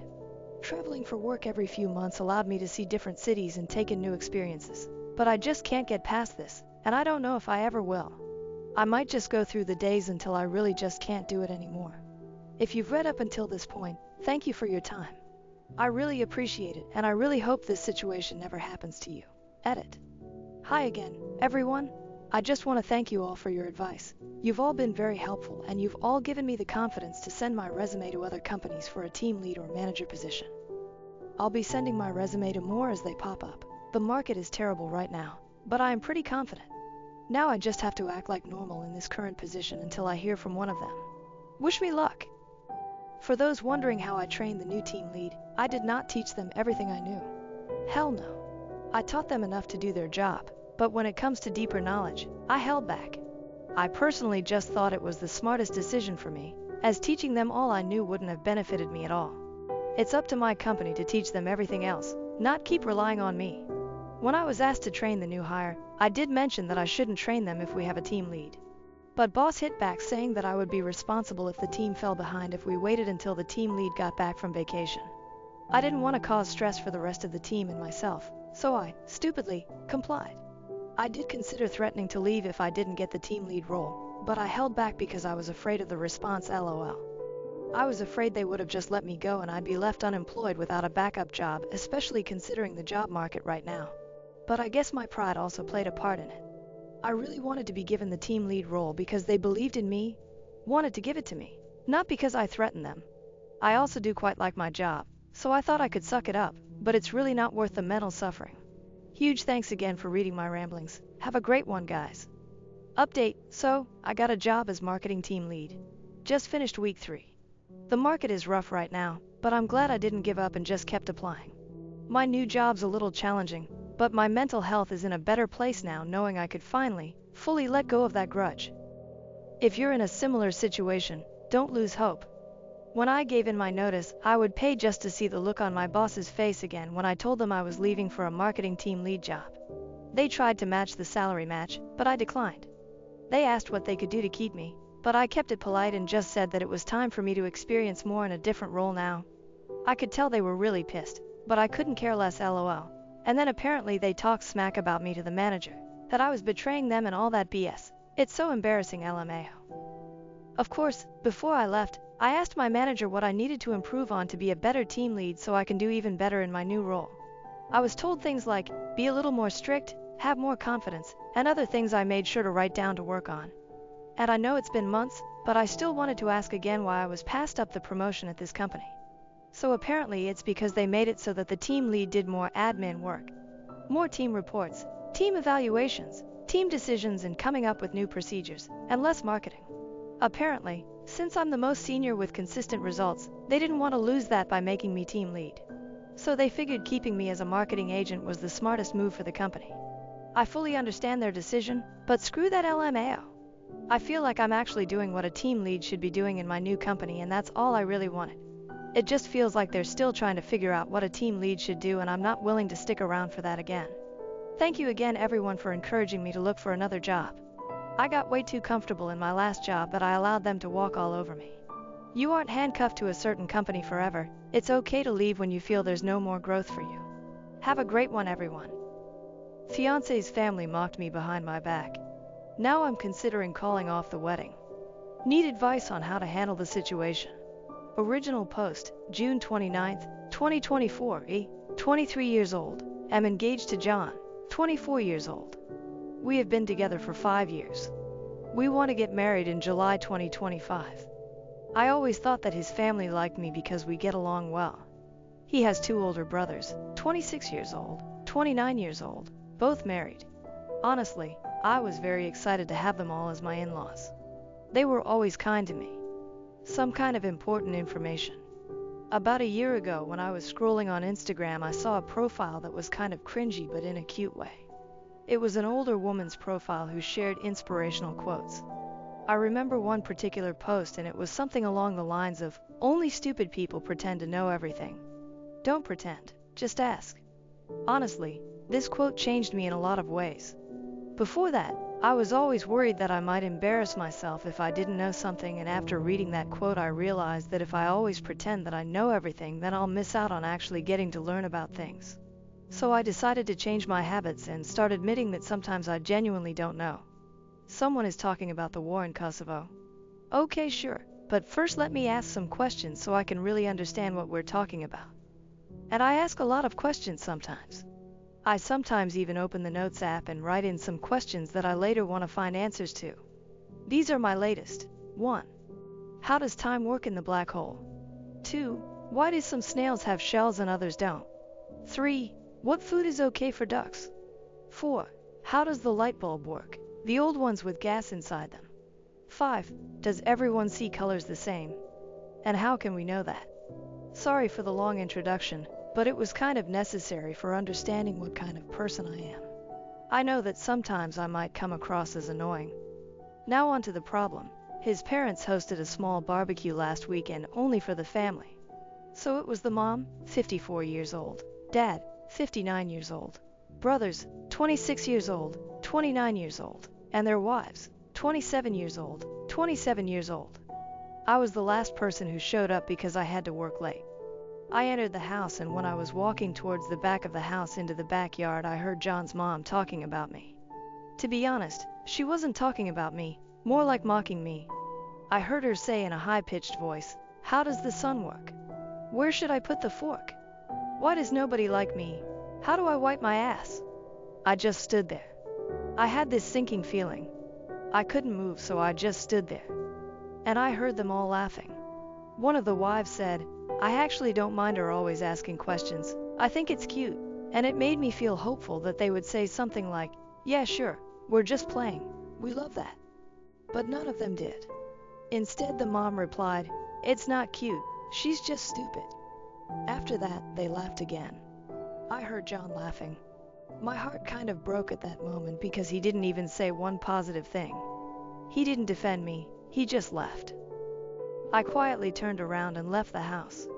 I texted John that I got sick and had to stay home. Now I'm wondering how I should approach this situation. We live together and I sleep in the guest bedroom for now, and I use the excuse that I don't want him to get sick from being around me. I can't ignore him forever, and I can't pretend to be sick anymore because it's been too long. I'm not sure how I should proceed. Maybe it was just a misunderstanding. I'm considering talking to them about this, but I'm also worried that they won't be honest with me. I can't marry him if he really thinks I'm stupid. But I also can't marry into a family who thinks so little of me. But maybe it was a joke and I shouldn't take it so seriously. I'm so torn apart, and every day I convince myself a bit more that it's okay and sometimes we should all laugh about ourselves. Now I feel like I'm just going crazy. I would really appreciate some advice. Too long. Didn't read, overheard future mother-in-law calling me stupid and my fiancé laughed. Considering leaving him. I'm wondering if it might be just a joke and maybe a misunderstanding. Need advice on how to navigate the situation. Edit. There are many comments saying that they cannot stand people like me. I agree that sometimes I can be a bit too much with the questions, but with that being said, I still think I'm within reason. I don't do it around people I just met. I rarely do it at parties or other gatherings. I usually do it with people who are close to me, who I think wouldn't judge me, or with people who specifically have knowledge about something and are willing to share it. If I'm a part of a conversation, I'm not rude and I'm not interrupting. I usually just ask one or two questions. If a discussion is about climate change, I'm not asking about monkeys, if you know what I'm saying. I'm also not a complete dumbass. I don't ask questions that generally would be considered dumb to other people. Those I just write in the notes and check answers later on the internet. I'm capable of reading, so I make good use of it. But after all, I still do ask questions a lot. Highlight comment and some replies. Commenter: they were laughing at you behind your back. If he says anything along the lines of, "That is how they are, get over it, it is not a big deal, you are too sensitive," anything that excuses their behavior, then he is really asking you to accept it. He is asking you to give your permission for it to continue, and your silence is your permission for it to continue. If they can't say it to your face, that tells you a world of information about the kind of people they are. If you want to see how things really are, confront them about this and see what happens. Their reactions will tell you everything you need to know about all of them and will be helpful in making such a big decision. It will show you how they deal with conflict, which will be a good indication of what you will be getting yourself into should you marry this guy. They will be a part of your life for as long as they are alive. You need to know if you can tolerate being a part of his family. Replier 1. OP: if he says they were just kidding, respond with, "Well, I'm not spending the rest of my life being the butt of the joke," and give him the ring back. This isn't going to get better if he does anything other than immediately apologize for everything, including not defending you. Replier 2. This is brutally sad to discover now, but it is crucial to either set boundaries or leave the relationship. You deserve respect and kindness from your in-laws, and it is 100% non-negotiable from your spouse. For the entire side of the family to be involved in that nastiness is shocking. It's really disturbing and gross that they would act like that. Replier 3. This isn't about boundaries. His entire family thinks of her as stupid. Her confronting him and them won't change that. Her husband also thinks it's okay to mock her. That's just terrible. They should be embarrassed to be such nasty people.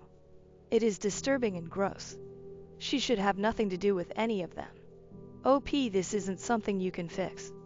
You just learned that they are horrible people. That's not family. And never will be, no matter what you do. Replier 4. Exactly. They're actively making fun of her. She's been in their lives for 5 years and is about to officially marry. To hear them talk about someone they're supposed to love like that, honestly really upsets me. Her fiancé not only doesn't defend her, but he joins in on the laughing. So he agrees with what his mother is saying to some degree. I don't think I could marry someone who felt comfortable letting someone put me down like that. Replier 5. OP: your fiancé doesn't respect you. In fact, the only person who does at all is the one who said your asking questions is cute. I'm so sorry they're so toxic, and you only found out after hearing them mock you when they didn't realize you were there and could hear them. I wish I had known how toxic my wife's family is before we married. Toxic in-laws are the worst. Update post, July 2nd, 2024, 3 days later. First of all, I wanted to say thank you to the people who reached out to answer my questions about black holes, snails, ducks, light bulbs, and other topics. I would love to have you as my friends. For those who said I should just shut up, I don't really care if you find me annoying or hard to be around. I'm okay with that. I don't exist to please everyone. I'm just here for a good time, to have my own interests, and to learn. I didn't expect my post to gain so much attention, but I'm so grateful for the advice. Most of you told me to break up with him and at the very least confront him, so that's what I decided to do. You gave me a push and confidence to do it. Before I did that, I texted the wife of John's brother, the one who said she liked me asking questions. I asked if we could meet up for coffee. She said sure. We met and I didn't see the point in pretending to her that I didn't hear their conversation.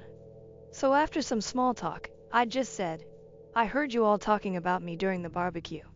She immediately got sad and said she felt embarrassed. She explained that it wasn't a joke, wasn't out of context, that it was just mean and hurtful. She said she's sorry for not defending me more, but I said that it's okay and I understand. I told her that I don't blame her for anything, and just wanted to make sure that I understood the situation and see it for what it really was. And it really was laughing at me behind my back. Just bullying. At this point, I just had to confront John. In my last post, so many comments were saying that he would probably try gaslighting me. And you were right. We were having dinner together for the first time since the barbecue happened because before I tried my best to avoid him. Yes, I know, not very mature of me, but other than you guys, I don't really have a strong support system. My family and best friends are hundreds of kilometers away. I only have 2 good friends here. I was so stressed I thought I was going to pass out. My legs were shaking and I was terrified because I knew deep down that this is the moment when my 5-year relationship goes down the drain. I looked him in the eyes and asked, how does the sun work? He looked confused, so I followed with, where should I put my fork? Why does nobody like me? At this point, realization hit him, and he started nervously laughing. I said I was there and I heard them. After the initial shock passed, he got mad. He said it's rude to eavesdrop. I said it's rude to bully people. He tried telling me that it was just a joke, that I shouldn't be so uptight, that it really was funny. I said that I didn't find it funny and went to the guest room to calm down. He started panicking. He was asking me to please talk to him. He was much more apologetic and said that he would be 100% honest with me. I asked if his mother made similar comments before the barbecue. He said yes. I asked him if he ever defended me. He said he tries to. I don't know if I believe him. He told me he loves me and respects me. I don't know if I believe it either. I said that I love him too, but I need a break. He's all I've ever known. He was my first and only partner. I have no outside perspective of this. I have no experience. I need a moment to think. I will be going to my friend's house for a while to think everything through. The apartment has his name on the lease anyway. After I gathered some of my things and left, he kept texting me nonstop. He tried calling, but I didn't respond. I was very hurt because he tried to belittle my feelings and only later, when he realized that I might break up with him, started apologizing.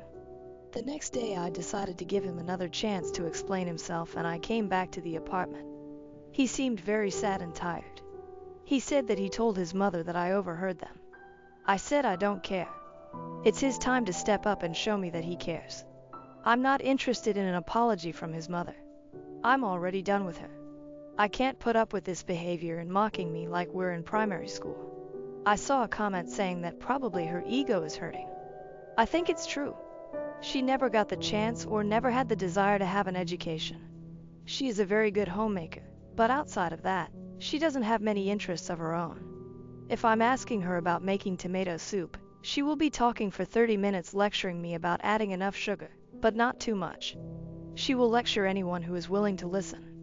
But anytime someone is talking about something she's not familiar with, she gets defensive and tries to imply that nobody cares about that, and if it's not relevant to her, it shouldn't be discussed.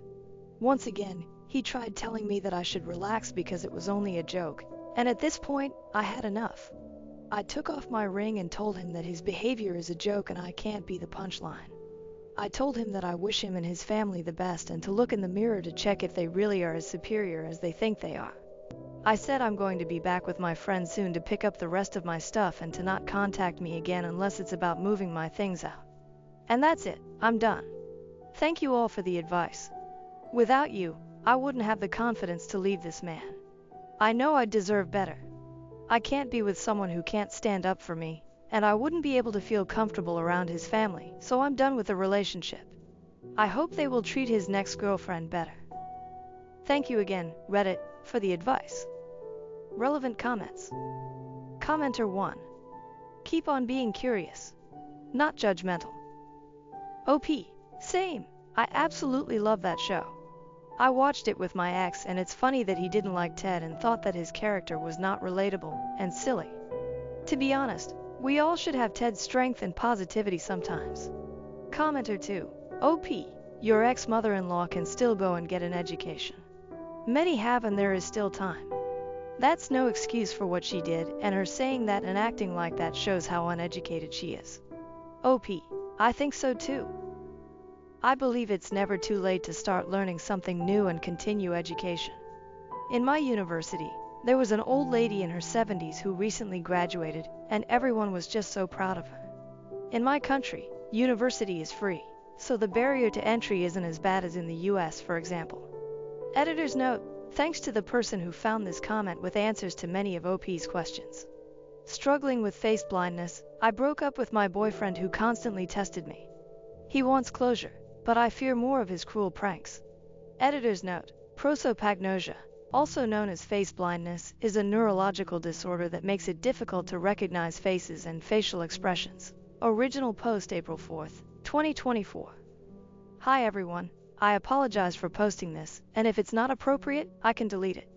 I have been with my boyfriend for almost a year now. I love him dearly, and I believe he loves me too, but there is one issue causing a lot of problems in our relationship. I suffer from prosopagnosia, also known as face blindness, which makes it really difficult for me to recognize people's faces. I usually rely on other characteristics to identify people, such as hairstyle, facial hair, marks, skin color, accessories, etc. However, it is still very challenging. This condition has caused me severe anxiety and other mental health struggles. I am fortunate to have wonderful people around me who are aware of my condition and try to help. They introduce themselves when we start talking, wear something I associate with them, or find other ways to make it easier for me. Usually, my boyfriend does this too, but sometimes he likes to test me, and it is incredibly stressful. Once he shaved off his beard, and a few times he wore a completely different style of clothing or changed his hairstyle, all without warning me. During these moments, he won't tell me who he is or even say someone else's name, just to see if I will figure out it's him. He makes jokes about switching with one of his friends to see if I will stay loyal.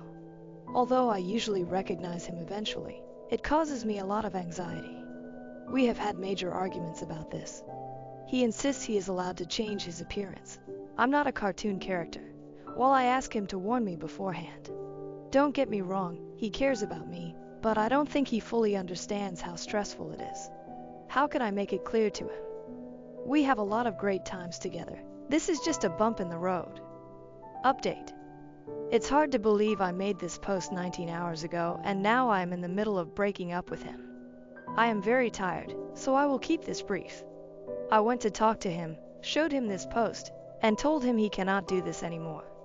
The conversation was intense. First, he was angry I made this post, then he was angry I was taking it all so seriously. There were lots of apologies and so on. He again said he was just trying to make a tough situation more lighthearted and I said it's too much. He said I can't take a joke and I need to let him be himself. He argued that he always tells me when he's been joking and that if he really wanted to hurt me, he would just do things without telling me, so him telling me proves he cares. That comment made me very uncomfortable. At one point, he said he just wanted to test if my condition was real, because he thought I could be using it as an excuse for something.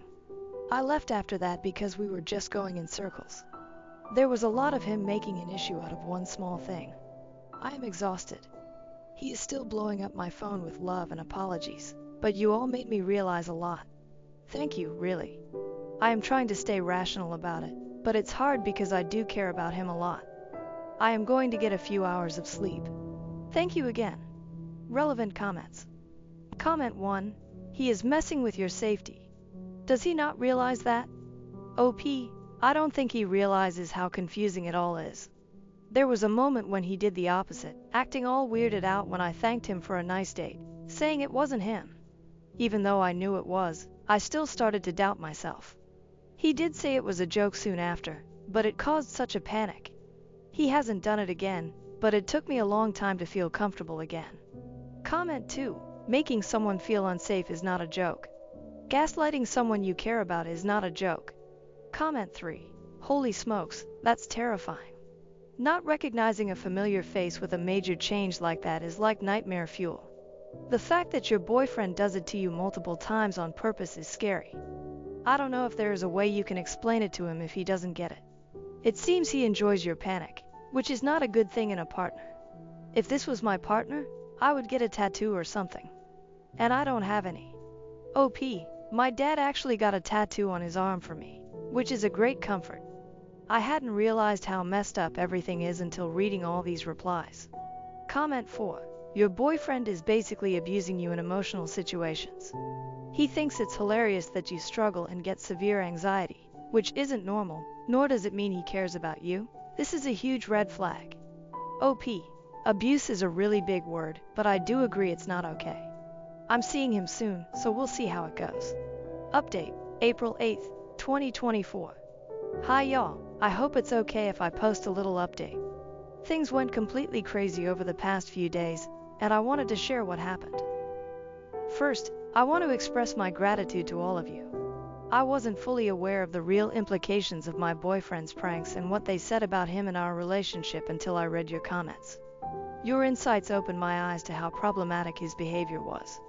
The same evening I made my initial post, I went to talk to him, intending to make it clear that he couldn't continue with his pranks. The conversation escalated quickly. We talked for hours into the night and exchanged messages every day since. He was furious about the Reddit post I made, angry at you guys, and upset that I couldn't take a joke and listen to strangers. During our conversations, he admitted that in the beginning, he didn't believe I actually suffered from face blindness and thought I was using it as an excuse to cheat on him. He claimed that now he does believe me, but due to bad breakups in the past, he has a hard time trusting that I won't use it as an excuse regardless. He said he was joking about it to make a tough situation lighter and that it was just his sense of humor. He argued that if I loved him, I'd accept that.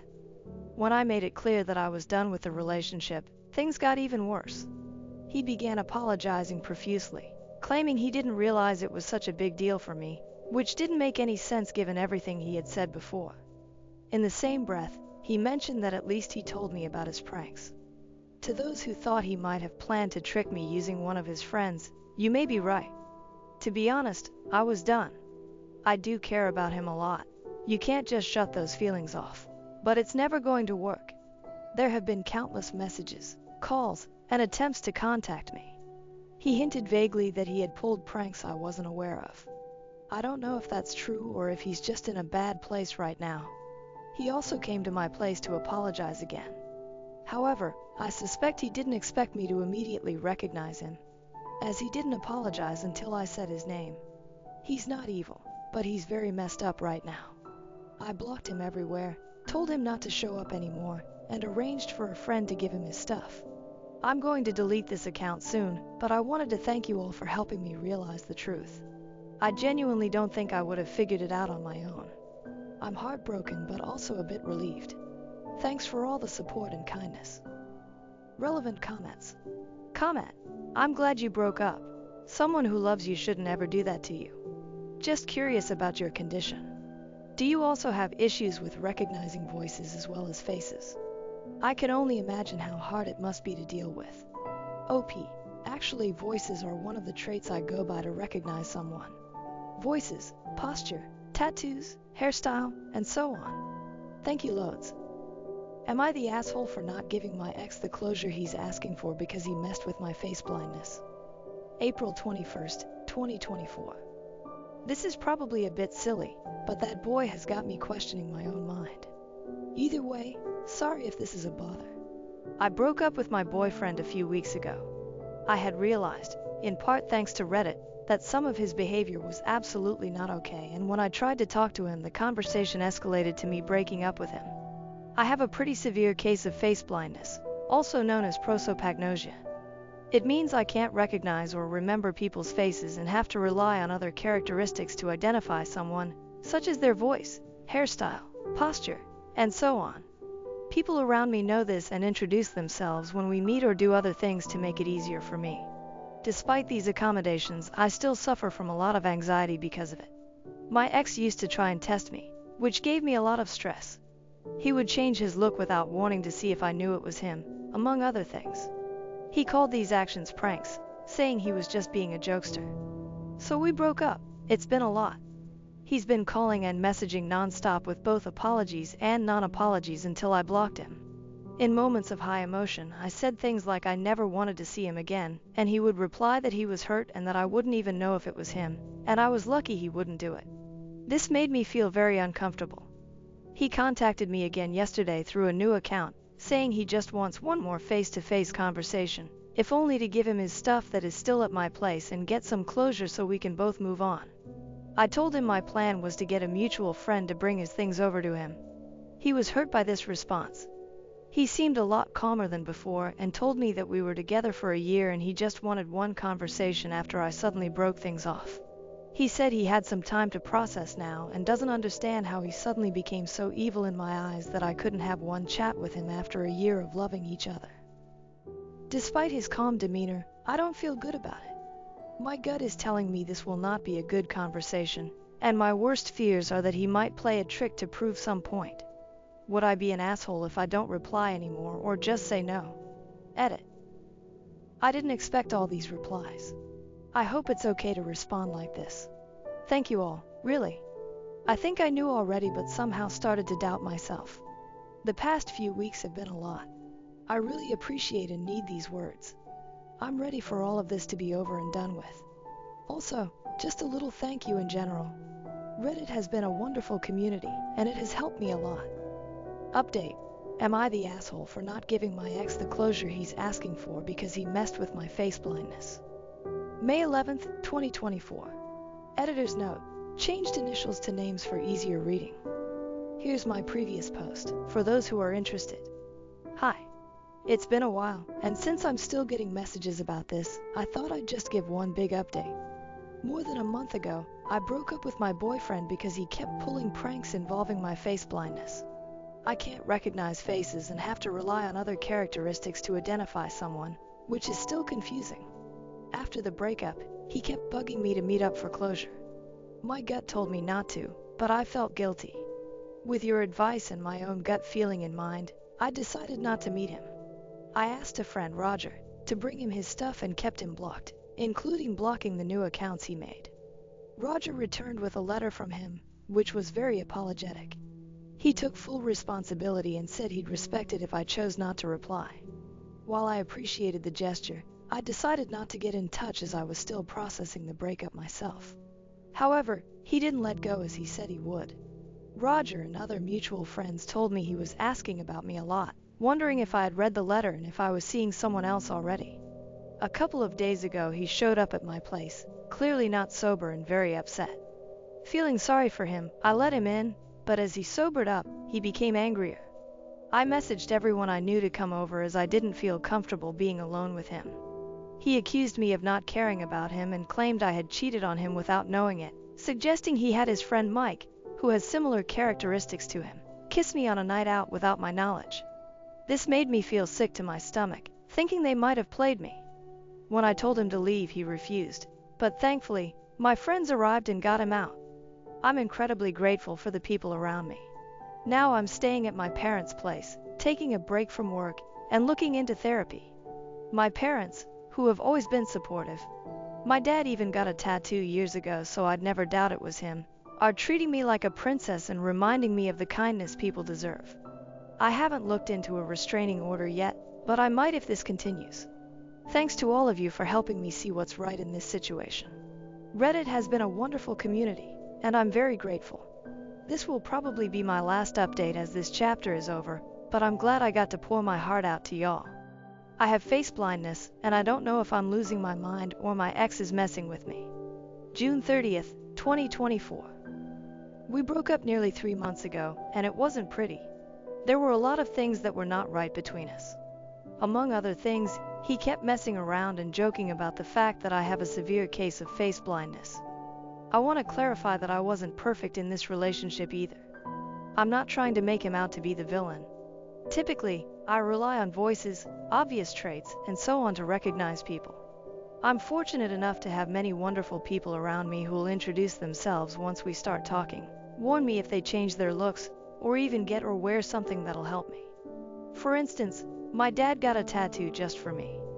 But it's still hard and gives me so much anxiety. So maybe I'm imagining it all. I stayed with my parents and young cousins for a while after the breakup, but since I've been home, I feel like he's still around. The first time this happened, I went to a club with a friend and her boyfriend. I started dancing with a guy and then went outside with him to get some air.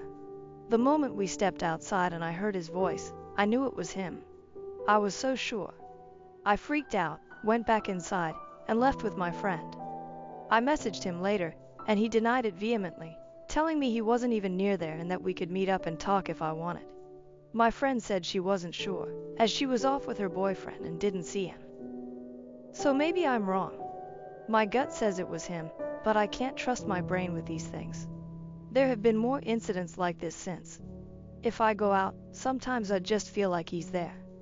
I'll see a guy focused on me and will know it's him, but he'll deny it. Or someone will come to my job, and I'll recognize the voice, but he responds so confused that I feel like a crazy person making a scene, so I just quietly give him what he needs. I'll go to the grocery store, and a guy will suddenly be next to me. He won't even say anything to me, but the smell and traits tell me it's him. But later, he denies it all. It's not every day or anything like that. Once a week, maybe not even that. But it's enough to make me feel so on edge. The thing is, I could be wrong. Maybe it was never him. I don't go out much anymore unless I'm with someone. I keep my phone in my hand in hopes of snapping a picture to show my friends. I'm looking into getting a camera. I don't know what else to do, really. I'm afraid if I talk to others about it, they'll simply dismiss it. At the same time, he's still messaging me, just as kindly as when we first started dating. He says he's worried about me and wants to help. And I just feel like I'm going crazy. Maybe I am. Has anyone ever messed with your prosopagnosia before? What did you do? July 2nd, 2024. I have a quite severe case of face blindness, but I have my own ways to get around, like many of us do. However, I can never be completely sure who's in front of me until they confirm it. I'm sure you know the feeling. Now, I have had wonderful people in my life who make it so much easier for me. But have you ever had people who don't do that? My previous boyfriend used to mess with me sometimes, and I sometimes worry he might still be. But it's hard to be sure when I can't trust what I see. Sometimes I'm so sure it's him, but he'll deny it, and I can never convince myself to be 100% certain of what I saw. Do you have any things you did to deal with people who messed with you? Or didn't take your prosopagnosia seriously? New update. Update. I have face blindness and I don't know if I'm losing my mind or my ex is messing with me. Turns out, it's both. July 19th, 2024 first. Thanks to the mods for allowing me to post this update. I don't know if anyone will see this, but I keep getting messages about this, very kind ones, for which I'm grateful, and thought I'd just do a wee update. I'm not in the best place mentally, so I will keep this short. This will also be my last one, as I've taken plenty of your time as is and don't really know what to do with the attention, though I'm extremely appreciative of all the support and advice. I posted here a while ago about how I wasn't sure if my ex was messing with me, and my face blindness, or if I was just being paranoid. I now know it's both. I really did feel like a crazy person. The day I made the post, I broke off contact with him again. I got a few more messages from him, all kind and concerned-ish. Even some mutual friends, and one girl I barely know, reached out, saying they were worried because of what my ex told them. But here's the thing, I did manage to subtly make 2 videos, 2 different times, in which my parents could clearly see him. Honestly, I was an absolute mess. Since then, I've also been staying with my parents again and took a break from work. We're trying to look into a restraining order, but it's not that easy. However, there is some redemption. Roger, a buddy, exposed him entirely, doing what I lacked the guts to do. After that, I received some extremely angry messages from my ex, who stated things like, he just happened to be in the same place. Because of my fears, I'm now making him out to be a stalker. However, this doesn't explain how it happened at least twice in less than 2 weeks, or why he didn't just declare it was him. That's where we're at right now. I wish I could tell you more. I'm kind of stuck right now. I have no proof about the previous times. Even more so, there have been moments in the past weeks where I also thought it was him, and it wasn't, either confirmed by video or because I wasn't alone. Then there have been some times in the last weeks where I didn't manage to get any recording or photo. Though I am relieved to have some answers, I'm also heartbroken. I don't know how to process knowing there are people who will abuse my flaws in this way. I feel incredibly paranoid, and it's exhausting. I'm looking into moving away. At the same time, I'm hopeful this is the end of it, that him getting exposed will be the end of this. Multiple people have told him to back off and leave me alone. I'm happy to be home with my parents for now. I'm safe, thanks for all the advice. Relevant comments. Comment: dude is an abusive psycho. Put him on blast. He has serious mental problems. OP: I'm gonna sound like an absolute idiot, but I still often feel conflicted about it. I wish he'd just admit to everything. There's a lot of things that feel uncertain, and I'm having a hard time letting those go. Like, I only have proof about those 2 times. What if he's right and it was only those 2? Still wouldn't be okay, but IDK. Either way, just hope it all ends here. Am I the A for ruining my best friend's wedding and losing our friendship because I wore a gold dress to the ceremony? I will link the dress. I put gold in quotation marks because I think it's more bronze orange, but maybe I'm splitting hairs and am TA. Some context: my 30F best friend Dan, 30M, got married to Lauren, 27F, yesterday. Dan and I have been best friends since high school, and despite always being platonic with no romantic interests on either side, his now wife Lauren has always disliked me. In their 3 years of dating, I have not been allowed to see Dan alone because she feels that it's suspicious that I want to hang out with him. Honestly, I just missed my friend. Despite me being happily married, she's always kept me at arm's length. I always figured this was because she's from a very conservative family. Dan has spoken to her multiple times, and after she'll back off for a bit before reverting to complaining about him being friends with a girl again. It's not ideal, but she makes Dan happy, so I made my peace with it. That brings us to the wedding. Originally I was going to be in the groom's party, but Lauren ended up crying, saying a wedding is not a place to swap gender roles. Dan was fighting her on this, but I told him I'll just attend as a guest, and not to choose this hill to die on. The dress code was warm-tone garden party, and we were encouraged to wear earthy warm colors. I picked out a bronze-wash orange dress that I thought fit this perfectly, and the style even matched some examples they gave. In short, I thought I had nailed it. The wedding went great, however, at the reception Lauren dragged me aside and said, "I cannot believe you would wear gold to my wedding. You're not the first prize, you're just *** king trashy." I was so shocked the moment I just stared at her. She practically screamed at me to leave, and she was drawing attention, so I grabbed my husband, said goodbye to Dan, and left. Dan reached out after and told me he was upset I left his wedding so soon. Lauren's mom has texted me saying I ruined the wedding for her daughter and I'm stupid for wearing a gold dress. She's saying it's as bad as wearing white. I was genuinely not aware this was a thing.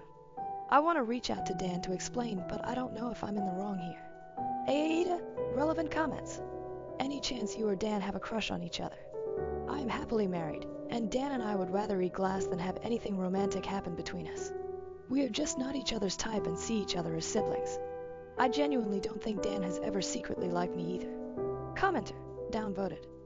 While I believe you, I have to think Dan has made comments about you around his wife for her to go so nuclear on you. Not to be weird, but how would you rate your attractiveness compared with hers? Are you similar, or is there a big gap in your attractiveness? OP, that's hard to answer. We are 2 totally different people. I think we are both attractive in our own way. I am your Barbie stereotype, 5'11", blonde hair with a 6-pack. She's a petite brunette bombshell with a beautiful tan and a full figure. I'm also a good 2 inches taller than Dan, hence he's not my type, I'm not his. So it's comparing apples and oranges. But I do get your point. Commenter, Have you and Dan ever had a convo about why you aren't allowed to be alone with him? OP, not just me but any woman. She doesn't believe in platonic friendships with the opposite sex. Why does Lauren's mom have your number? Can't you just forward that message to Dan? My guess is the group chat from the hens party. Lauren didn't have bridesmaids and her mom organized the hens night with a group text chat. Honestly, my husband told me they were acting crazy. I just needed an outside opinion before I called Dan, so hubby said I should post here. How were you going to be a part of the groom's party if she didn't have any bridesmaids? She technically had her mom as a MOH figure, I guess. She stood up there with her and organized the hens party. But they were just going to go with unequal numbers, and in the end, he just had his brother there with him. Update. Wow guys, I genuinely didn't know what to expect posting to strangers on this, but I am so thankful to my husband for suggesting this. I needed a non-biased view on this wearing gold to a wedding issue, and now it's clear that that was never the issue. Many of you asked if the dress I wore stood out, and honestly I know I'm biased saying this, but I genuinely don't think so. Another girl was wearing the exact same dress but in a dark red, which we had a laugh about. Slip dresses are a pretty common wedding guest dress where I am, and it was the type of dress that was recommended by the bride. I think many of you were right in saying that it was never about the dress, but how I looked wearing it. I do want to start this update by thanking my husband who suggested I post here and having a ball reading your comments since posting, and even posting a photo of us this morning with a caption along the lines of "my gold prize of a wife. I am winning in life thanks to you." Turns out Dan found out pretty quickly what actually happened and called me last night. Apparently Lauren's mom had told him I was really drunk and told Lauren her dress wasn't it, so I was requested to leave. Dan had his suspicions that it was bullsh*T, but it wasn't until his mom called him that confirmed it. Turns out she was nearby when Lauren pulled me aside and ironically was actually wearing a yellow gold dress and tore him a new one about letting Lauren treat me like that. Dan didn't have a solution when he called. I could tell he was emotionally exhausted and pretty defeated. He said he wished I had taken it out on the open bar rather than leaving, but he understood why I left. He thanked me for taking the high road and that it hasn't gone unnoticed. He apologized for what happened. Apparently this is an ongoing fight between him and Lauren. For all of those who said Lauren just hates me, it turns out it's 100% true. Apparently, she has been trying to convince Dan to cut me off because that's what a good husband does. He said he thought she had gotten over it now that they were married. I told him that he needs to focus on his happiness and that I will always be here to support him and that I will take a step back if that's what he needs. They were supposed to leave for their honeymoon yesterday. But when Dan called they were still at home, so who knows? I've blocked Lauren and her mom and forwarded the messages to Dan as recommended. Thanks again everyone for your comments and judgment. New update. So, it's been a couple of months and a bit has happened. The situation seemed to resonate with quite a few people, so I thought I would provide a final update. Thank you to everyone who has messaged. It did help me feel a little less crazy during this time. And to the person who let me know I can simply post an update here, thank you. I had no idea how this all worked. So, Lauren ended up finding the post on TikTok and was understandably pissed. She called me from Dan's phone and started screaming at me, saying I had ruined her wedding and that I knew what I was doing wearing a dress like that to the wedding. After the initial shock of expecting Dan and getting Lauren screaming, I yelled, "What kind of dress? The same cut that Amy wore? Someone else has worn the same dress but in a different color. F***ck, I just can't win with you. Dress nicely and I'm out to get you. Dress casually and I'm taking the P***ss. I've tried so hard with you but I'm done." And hung up. I messaged Dan, I clearly can't be in your life with everything the way it is right now. Good luck, I'll always be a call away. Before blocking the number, which broke my heart. That was 3 months ago and I didn't hear anything except from Dan's mother saying Lauren wouldn't stop complaining about me, and life continued. In this time I also discovered I'm pregnant. Me and hubby made a post a couple of weeks ago announcing this, which is on its way to Dan, turned up at my front door a few days after. We talked over many drinks on his end and mocktails on mine. He told me that he always thought it was the right thing to do to listen to your partner's boundaries and insecurities, and that Lauren has a lot of body image issues which resulted in her being suspicious of other women, so he thought the right thing was to support her, but he got lost in setting his own boundaries when it came to how she controlled his interactions with his friends. He said the whole situation forced him to think about her boundaries and her own personal standards, and saw that they consistently contradict each other. Like, she believes, rightly so, that women are allowed to wear whatever they feel comfortable in, but she would complain that I was unreasonable for wearing bikinis to family beach days because it was inappropriate. Dan also realized she was trying to cut out his sister, and literally every woman in his life, including his boss, insisting he get another job. By the time he had heard about my pregnancy, he told me he didn't want to be an absent friend through this and so had a serious conversation with Lauren. I won't go into details, but the result was that they are currently separated and both in therapy. Dan asked Lauren to move out and she is currently staying with her mom, who is apparently convinced I'm the devil. Whilst I am sad for Dan's relationship having to end like this, I am happy to see that he is starting to learn what a healthy relationship is and that he will be able to be my friend through my pregnancy. My husband is excited to have his gaming buddy back. I reached out to Lauren with Dan's permission, letting her know I'm here to talk in a therapy session if she felt like it would help, but I haven't received a response yet, and maybe that's for the best. I can't help but feel bad on some days, because I know that a lot of this is born from insecurity.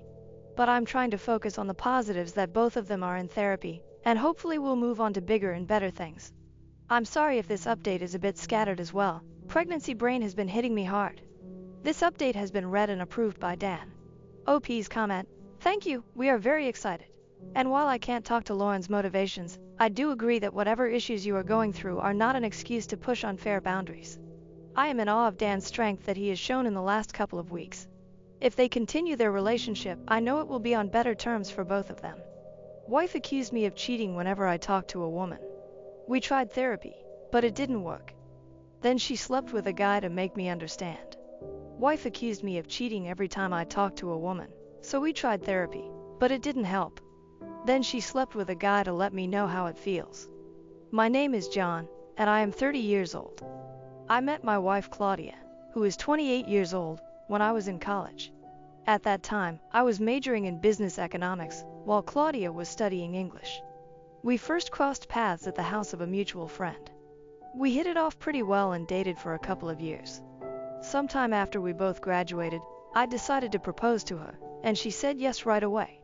That's the summarized version of our courtship, since I don't think there's anything really noteworthy in there. We've been married for 4 years now. I think I started to notice some changes in my wife. By the way, let me just say that her name is Claudia as a pseudonym. After we got married, I think about a year after it started, after she walked in on me and a female colleague together at a bar.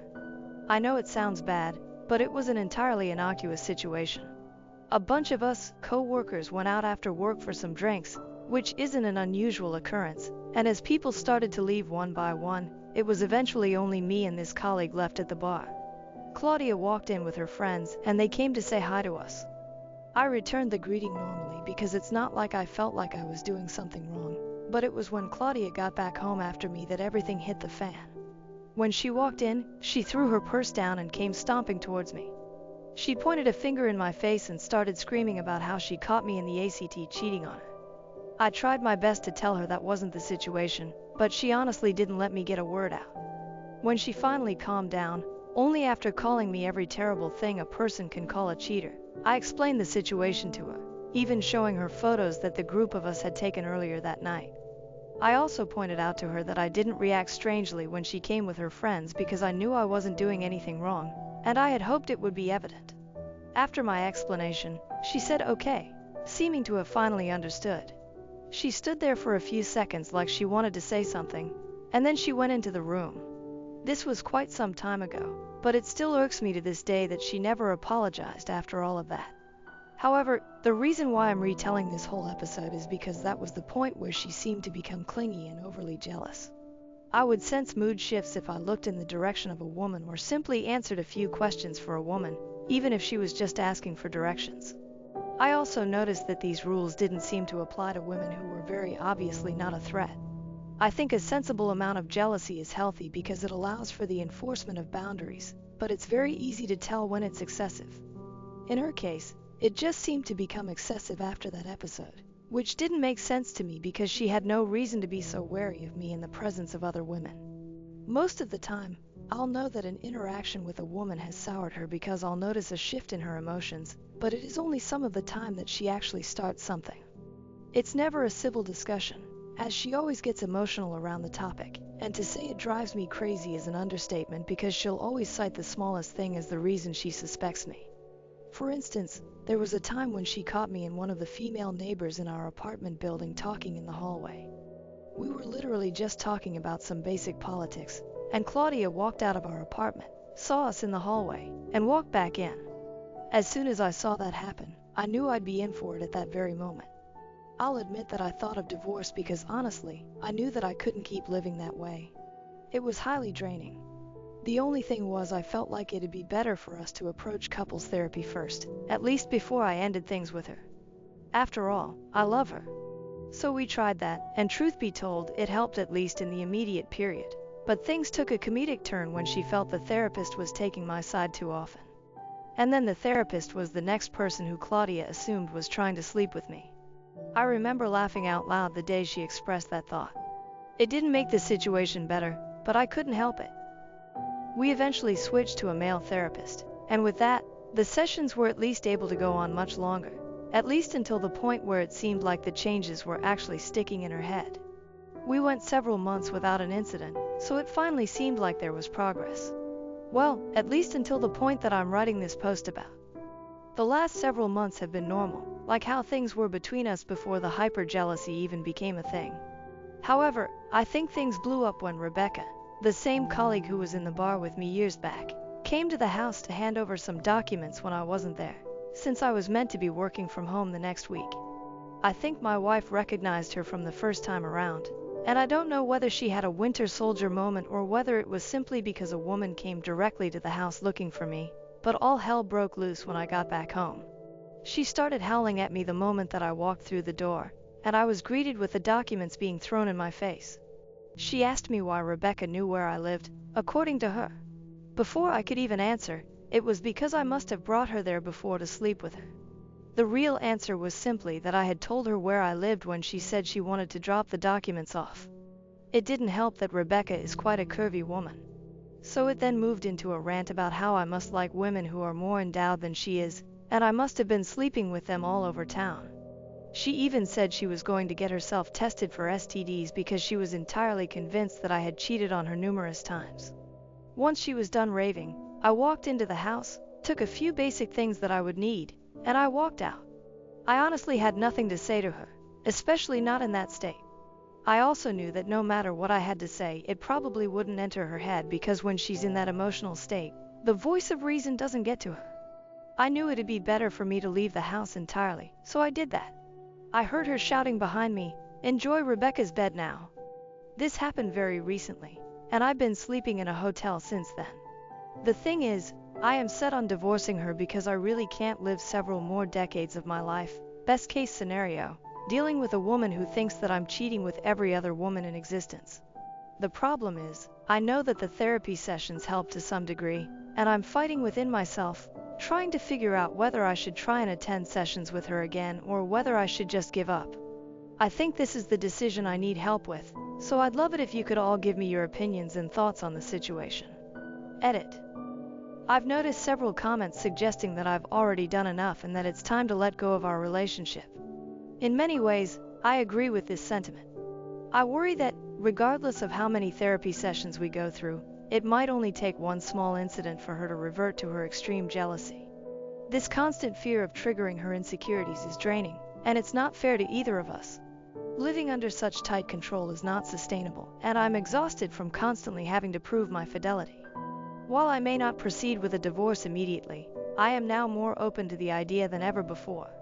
The thought of ending our marriage is heartbreaking, but it may be the only way for both of us to find peace. If this issue arises again, I think I'll be ready to end it for good. To be completely honest, living under such tight control is not sustainable, and I'm exhausted. However, I also don't want to live with any regrets. Therefore, I plan to give her one last chance, but if it happens again, that will be the end for me. This last chance is not just for her, but also for me to be sure that I did everything I could to save our marriage. I'm not very hopeful though, so I'm slowly preparing myself for the possibility of being single again. The thought of starting over is daunting, but it's better than enduring a life filled with mistrust and constant accusations. I've reached a point where my mental health and well-being are more important than holding on to a relationship that causes me so much stress. It is what it is, and sometimes, letting go is the best thing we can do for ourselves. Update 1. Well, here's an update that I wasn't expecting at all, and I don't even know how to express how freaking pissed off I am with this new development. As I mentioned in my last post, I was starting to get more comfortable with the idea of divorce, but I wanted to give her one more chance to improve.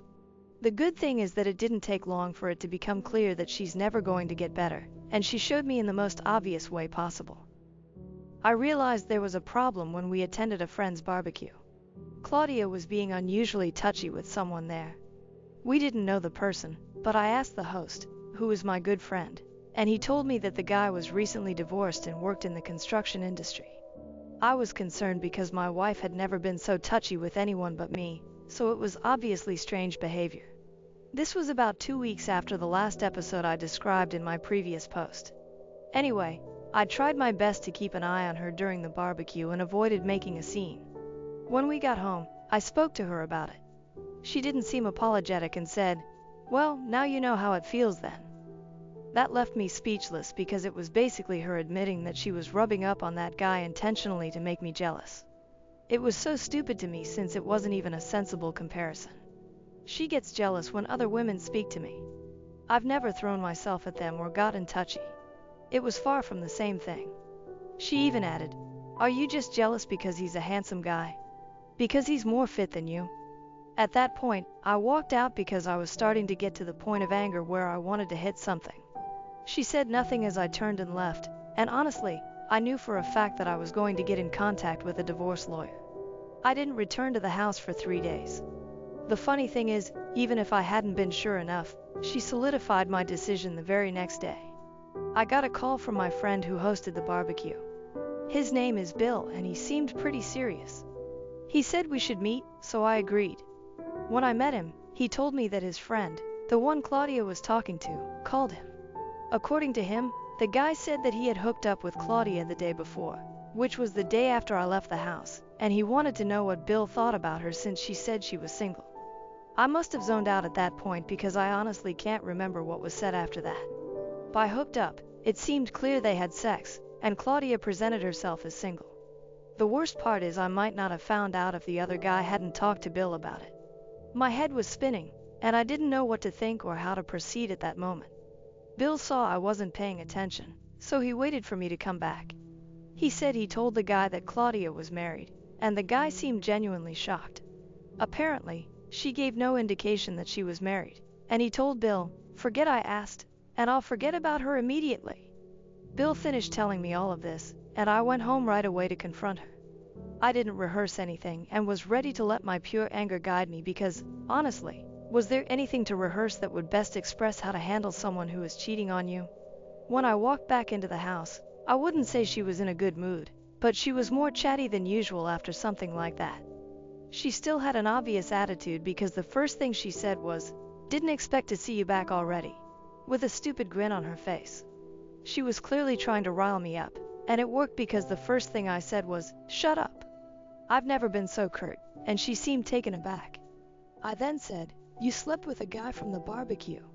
Don't even think of denying it. You cheated on me, Claudia."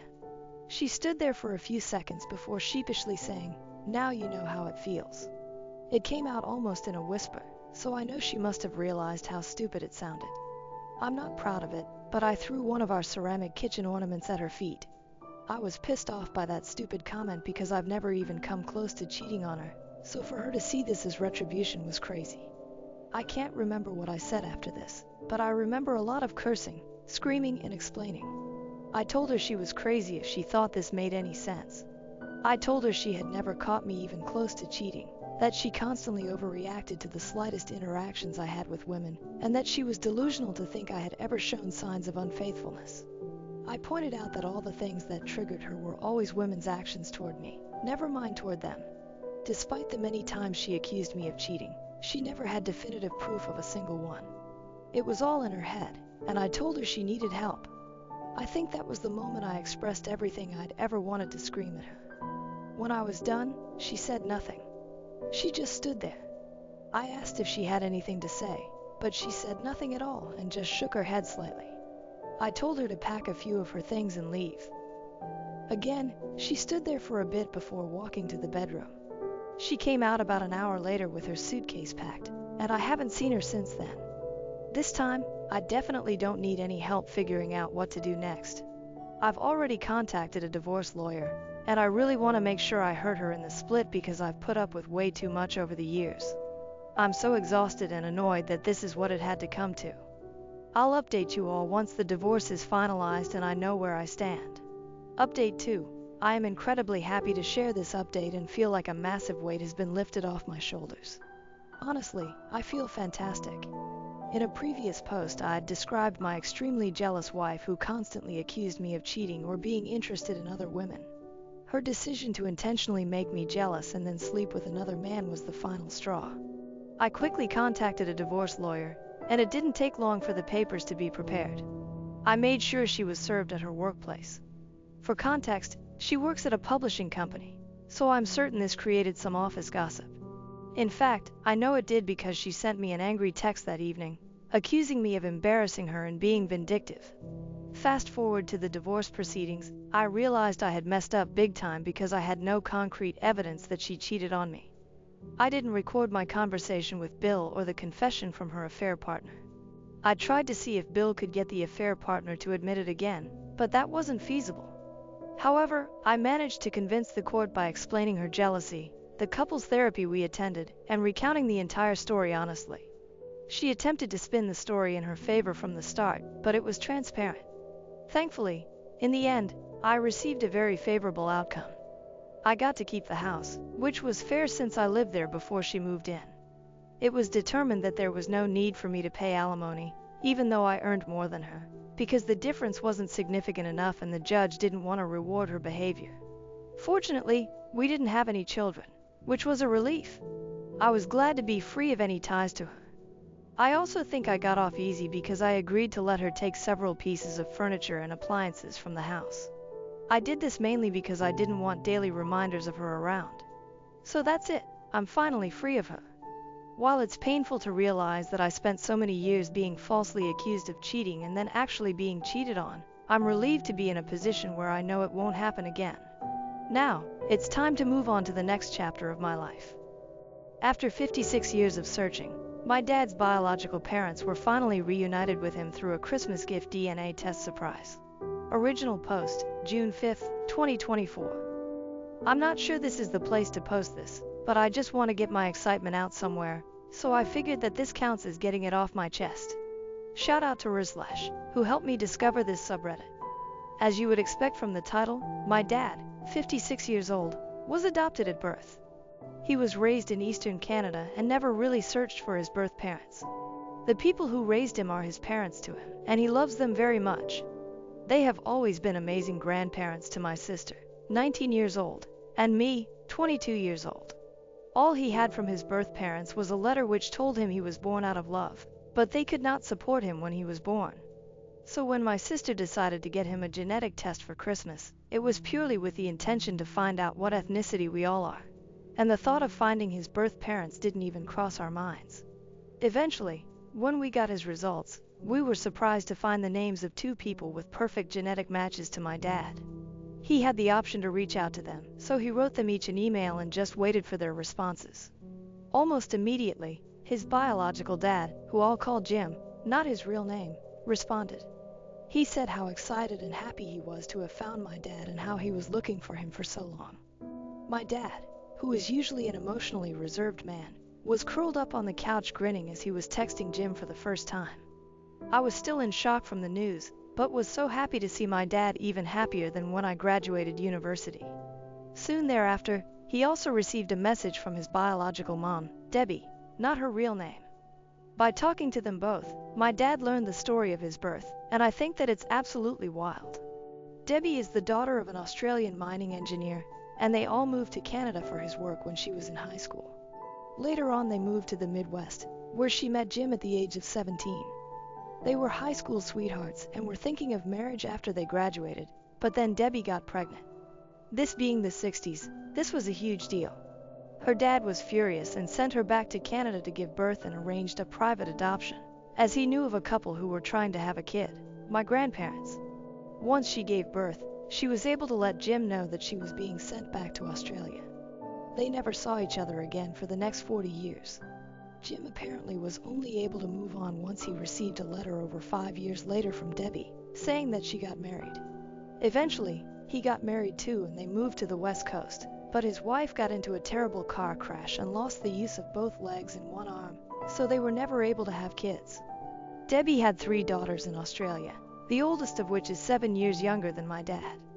They saw each other for the first time around 12 years ago as they reconnected on Facebook, and Debbie happened to be taking a trip to the west coast of America. Both Jim and Debbie had always wanted to keep my dad, and so they tried for decades to find him. But my province apparently is one of the hardest places in the world to find adoption information, especially since my dad only received his birth certificate at his baptism. So their names were not on it. Jim had essentially given up trying to find my dad until genetic tests became popular.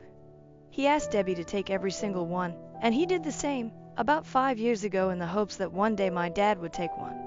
When he received my dad's message, he immediately wrote to Debbie, "I found him." Since then, we have had several calls with Jim and his wife, and they are absolutely lovely. We are their only family since they don't have kids, and I couldn't be happier. At the end of the month, we'll be flying to the west coast to meet them. It has been harder to talk to Debbie as Australia is so many hours ahead of us, but she also is so kind and an absolute joy to talk to. I haven't met my 3 new aunts yet, but apparently one lives in London. It's crazy to think that I might have been within a few kilometers of her the few times I visited. I also have 5 new younger cousins. A couple of them are huge fans of Japanese culture, so they're ecstatic to hear that they have half Japanese cousins. My mom is Japanese Canadian, so my sister and I are both half. We hope to visit them one day in Australia, but we might all meet up in Japan next year. I don't know how to end this. I am still processing everything. It's absolutely incredible to have my family grow so much, but also a little overwhelming. I'm so happy for my dad, for Jim, and for Debbie, and I'm so excited to get to know them better. I hope I get to meet my new cousins soon too. I feel so incredibly lucky that this happened, seemingly against all odds. My dad was initially raised Francophone, so it's a miracle that they even speak the same language. Anyways, thank you so much for taking the time to read through this, and my apologies for how long this post ended up being. I might post an update after I meet Jim and his wife. I hope you all have a wonderful day. Highlight comments. A user shared a heartwarming story, saying, "I love stories like this. Congratulations on your bonus family. My husband found out and met a brother he didn't know about. His mom had a baby with her college sweetheart and gave him up for adoption. Later, she had my husband and his sister. About 9 years ago, the brother got in touch with us. We met him, his wife, and their adult daughter. They are great people. We see them when we can. We live in separate parts of the country and keep up by phone, Zoom, etc. The entire extended family has welcomed them, and they are always included in family reunions and other gatherings. They are a great bonus family, and we love them," another user commented. "It brought me joy to read your story. Those DNA kits are amazing, aren't they? I'm honestly not sure if I found my recent 4-5 generations ancestral history more fascinating or those going back to more ancient times. There are free sites you can join and upload your DNA kit. Ancestry allows the file download, and others that I forget, that trace your DNA markers back thousands of years.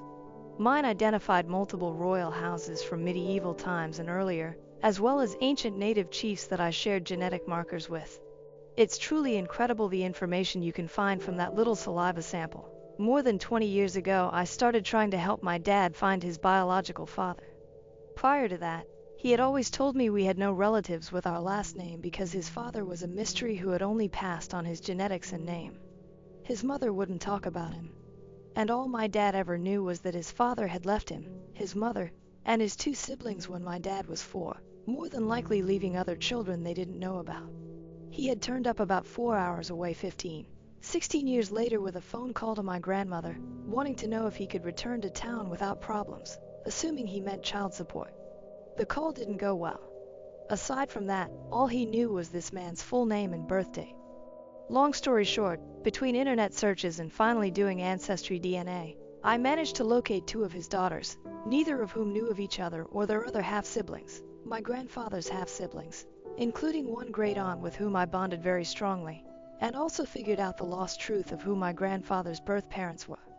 The DNA results led me to the identity of his mother, whom nobody could ever determine before, and the fact that his paternal grandparents had raised him. Even more interesting was learning that the last name we had inherited from him wasn't even an ancestral name, but given as a result of an illegal name change. Wild stuff that made a lot makes more sense.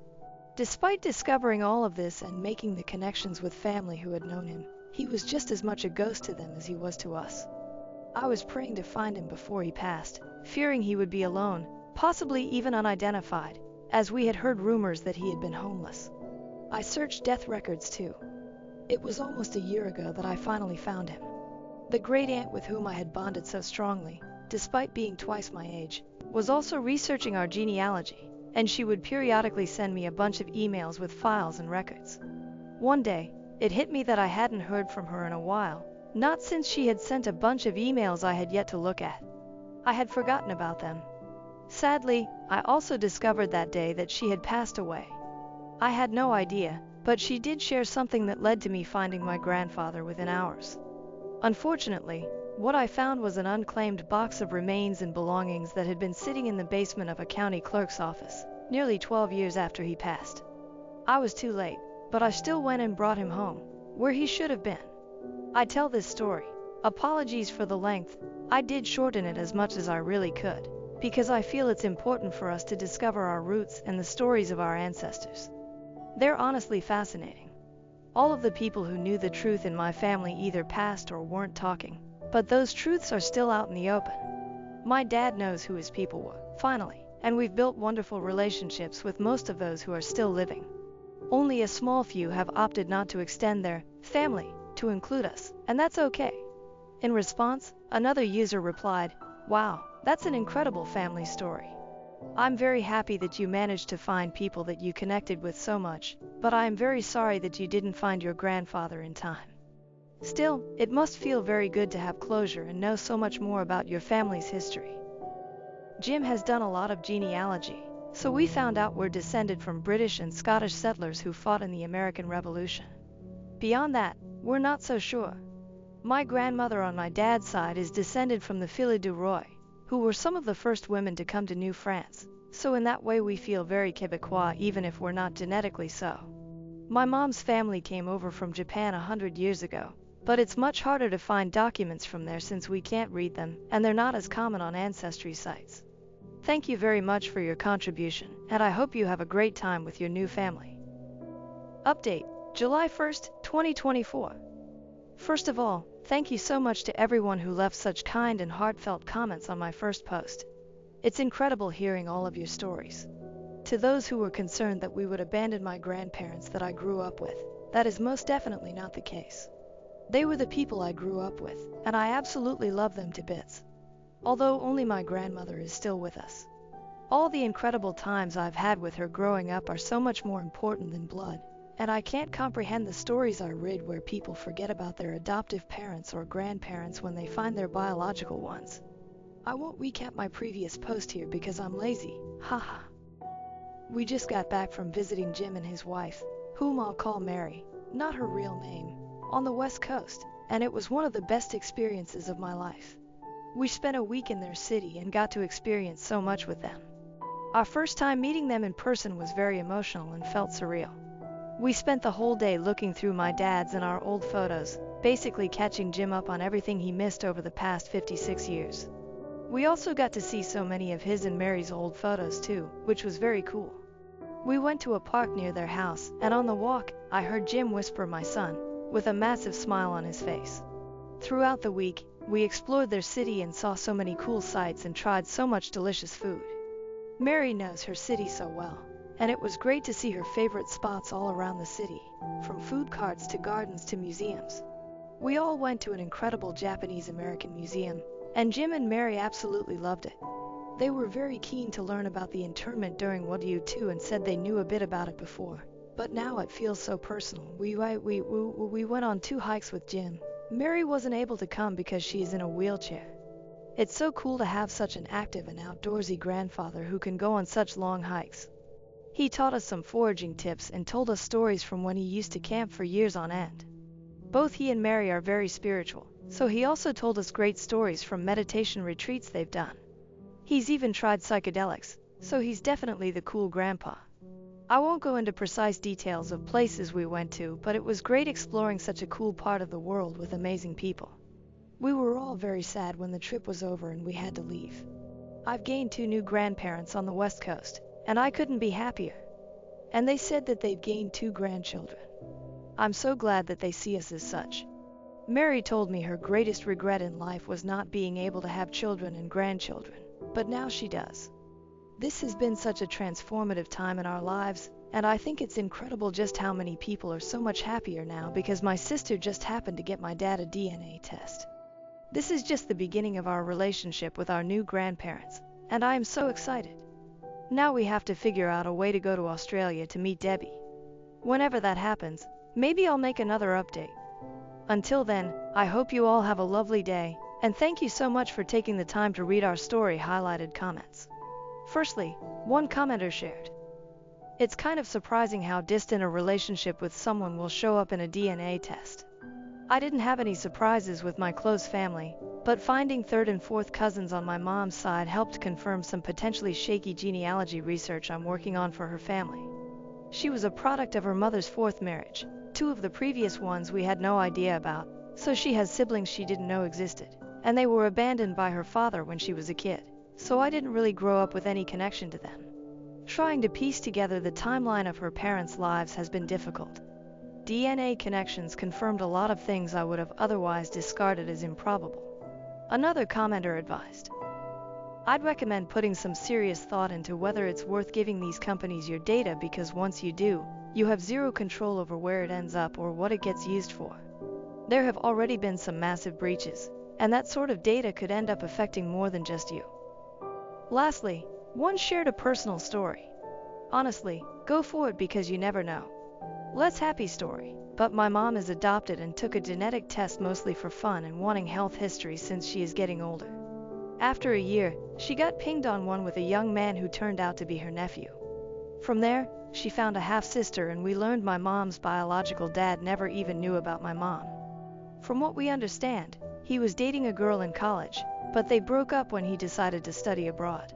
She learned she was pregnant during this time and must have just never told him. She had my mom, gave her up, and everyone moved on. Her biological dad still refuses to believe it. My mom wasn't looking for family, but she said it still stings a bit.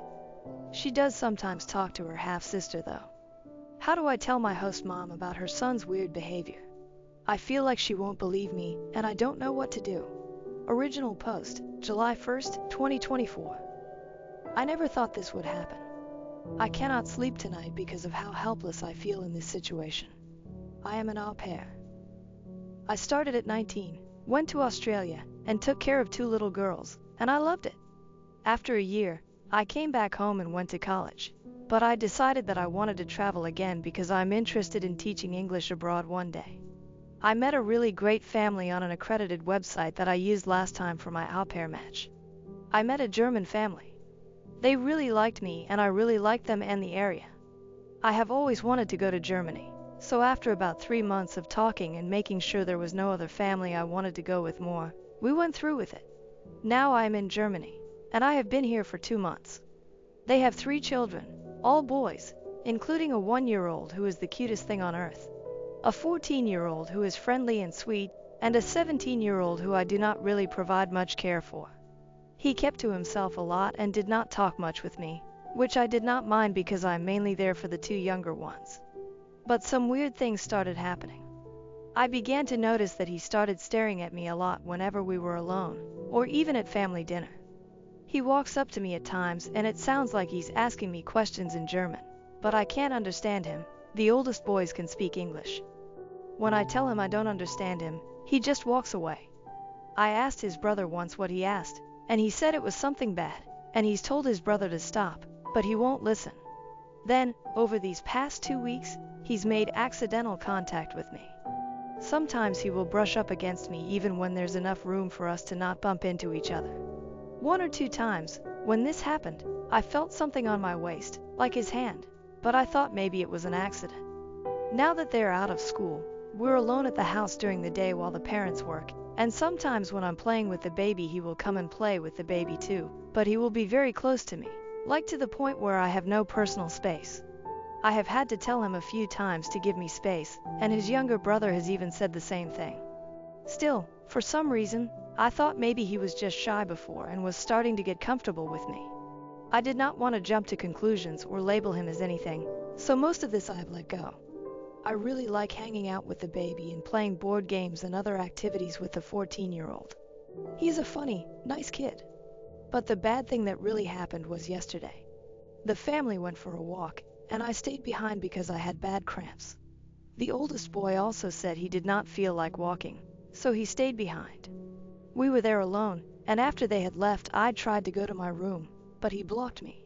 I kept asking him to move, but he kept blocking me. The look on his face, like he thought it was funny, scared me. He would not speak English with me when I kept asking him why he was doing this, and at this point, I felt scared and decided to walk the other way. I was going to hide in a bathroom until the others came back. But then he grabbed my arm and forced my body against his. I do not know if it was a forced hug or what, but I tried to pull away, but he reacted by tightening his grip, so I just froze. He let me go after a few seconds and just left the room.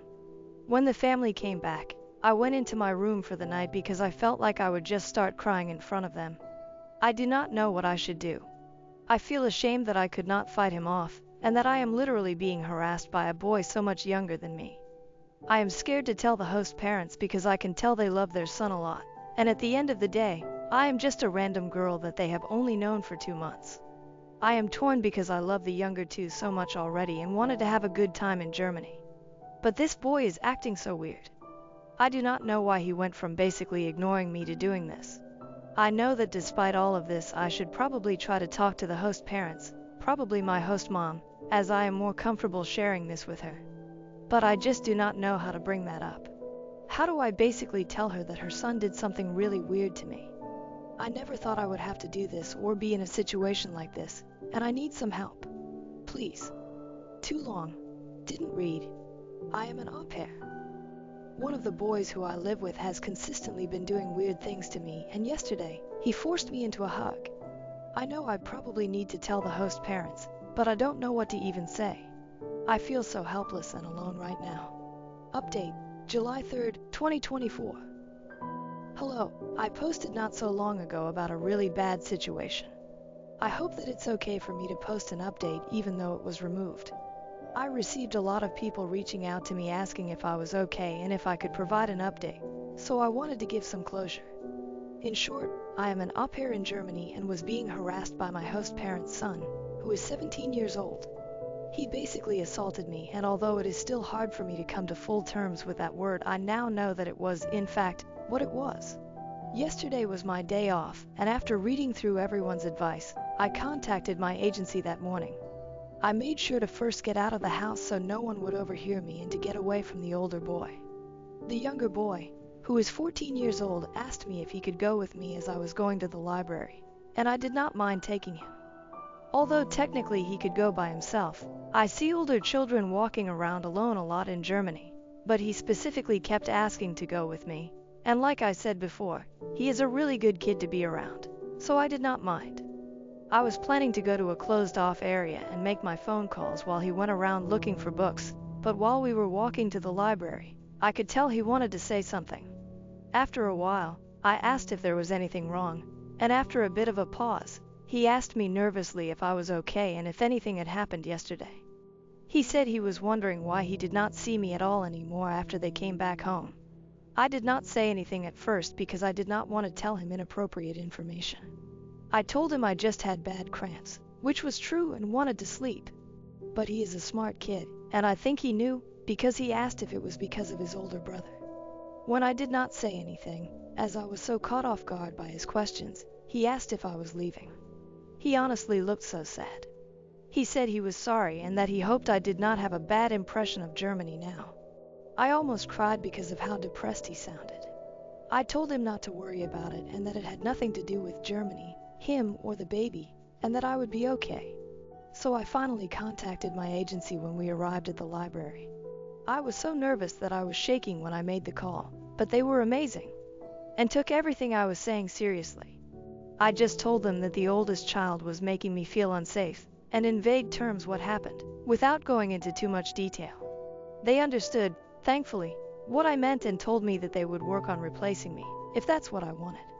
They also said they would reach out to the family to let them know of what was happening and of my concern with their son. I then called my mom. Being a mother, after I told her everything that had happened, she yelled at me a little. Not in an abusive way, but for not telling her sooner, and told me very sternly that I was not going back to that house tonight. Even being an adult, I don't argue with my mom when she uses that type of tone. She sounded so frantic, and sent me money to stay at a hotel for a while until they found me a new placement, even though she really just wanted me to come home. I felt a lot better after talking to her. After a while, the younger boy came back over and told me, very plainly, I am going to tell Mom. He would not listen to me when I told him not to, or not to put himself in that situation. I can handle it. He seemed very angry. He tried to reassure me that his parents would listen, and that they know that older brother causes trouble sometimes. They had another girl, a few years ago, that left because of him, and everyone thought maybe since he'd grown up and changed it would be different. I stayed at the library while he went home, and just waited. I did not know what was going to happen. I already had a hotel booked by then and knew I would probably need to go back to get my stuff. About an hour and a half later, I left the library. Since the parents were at home today, I felt somewhat safe going back to get my stuff. Before I got back, I received a call. It was from my host mom. When I answered, she was very frantic. She asked me if I was okay, and where I was. When I got to the house, the parents were in somewhat of an argument. I didn't understand all of it, because they went between German and English, but I heard some words like, not again, and ruining. In short, the mother pulled me aside. She said that she wasn't aware that the oldest son was still like this. She begged me not to leave. She told me she wanted her two youngest sons to have healthy attachments to their caregivers, and that it was very hard for them to do this with the oldest.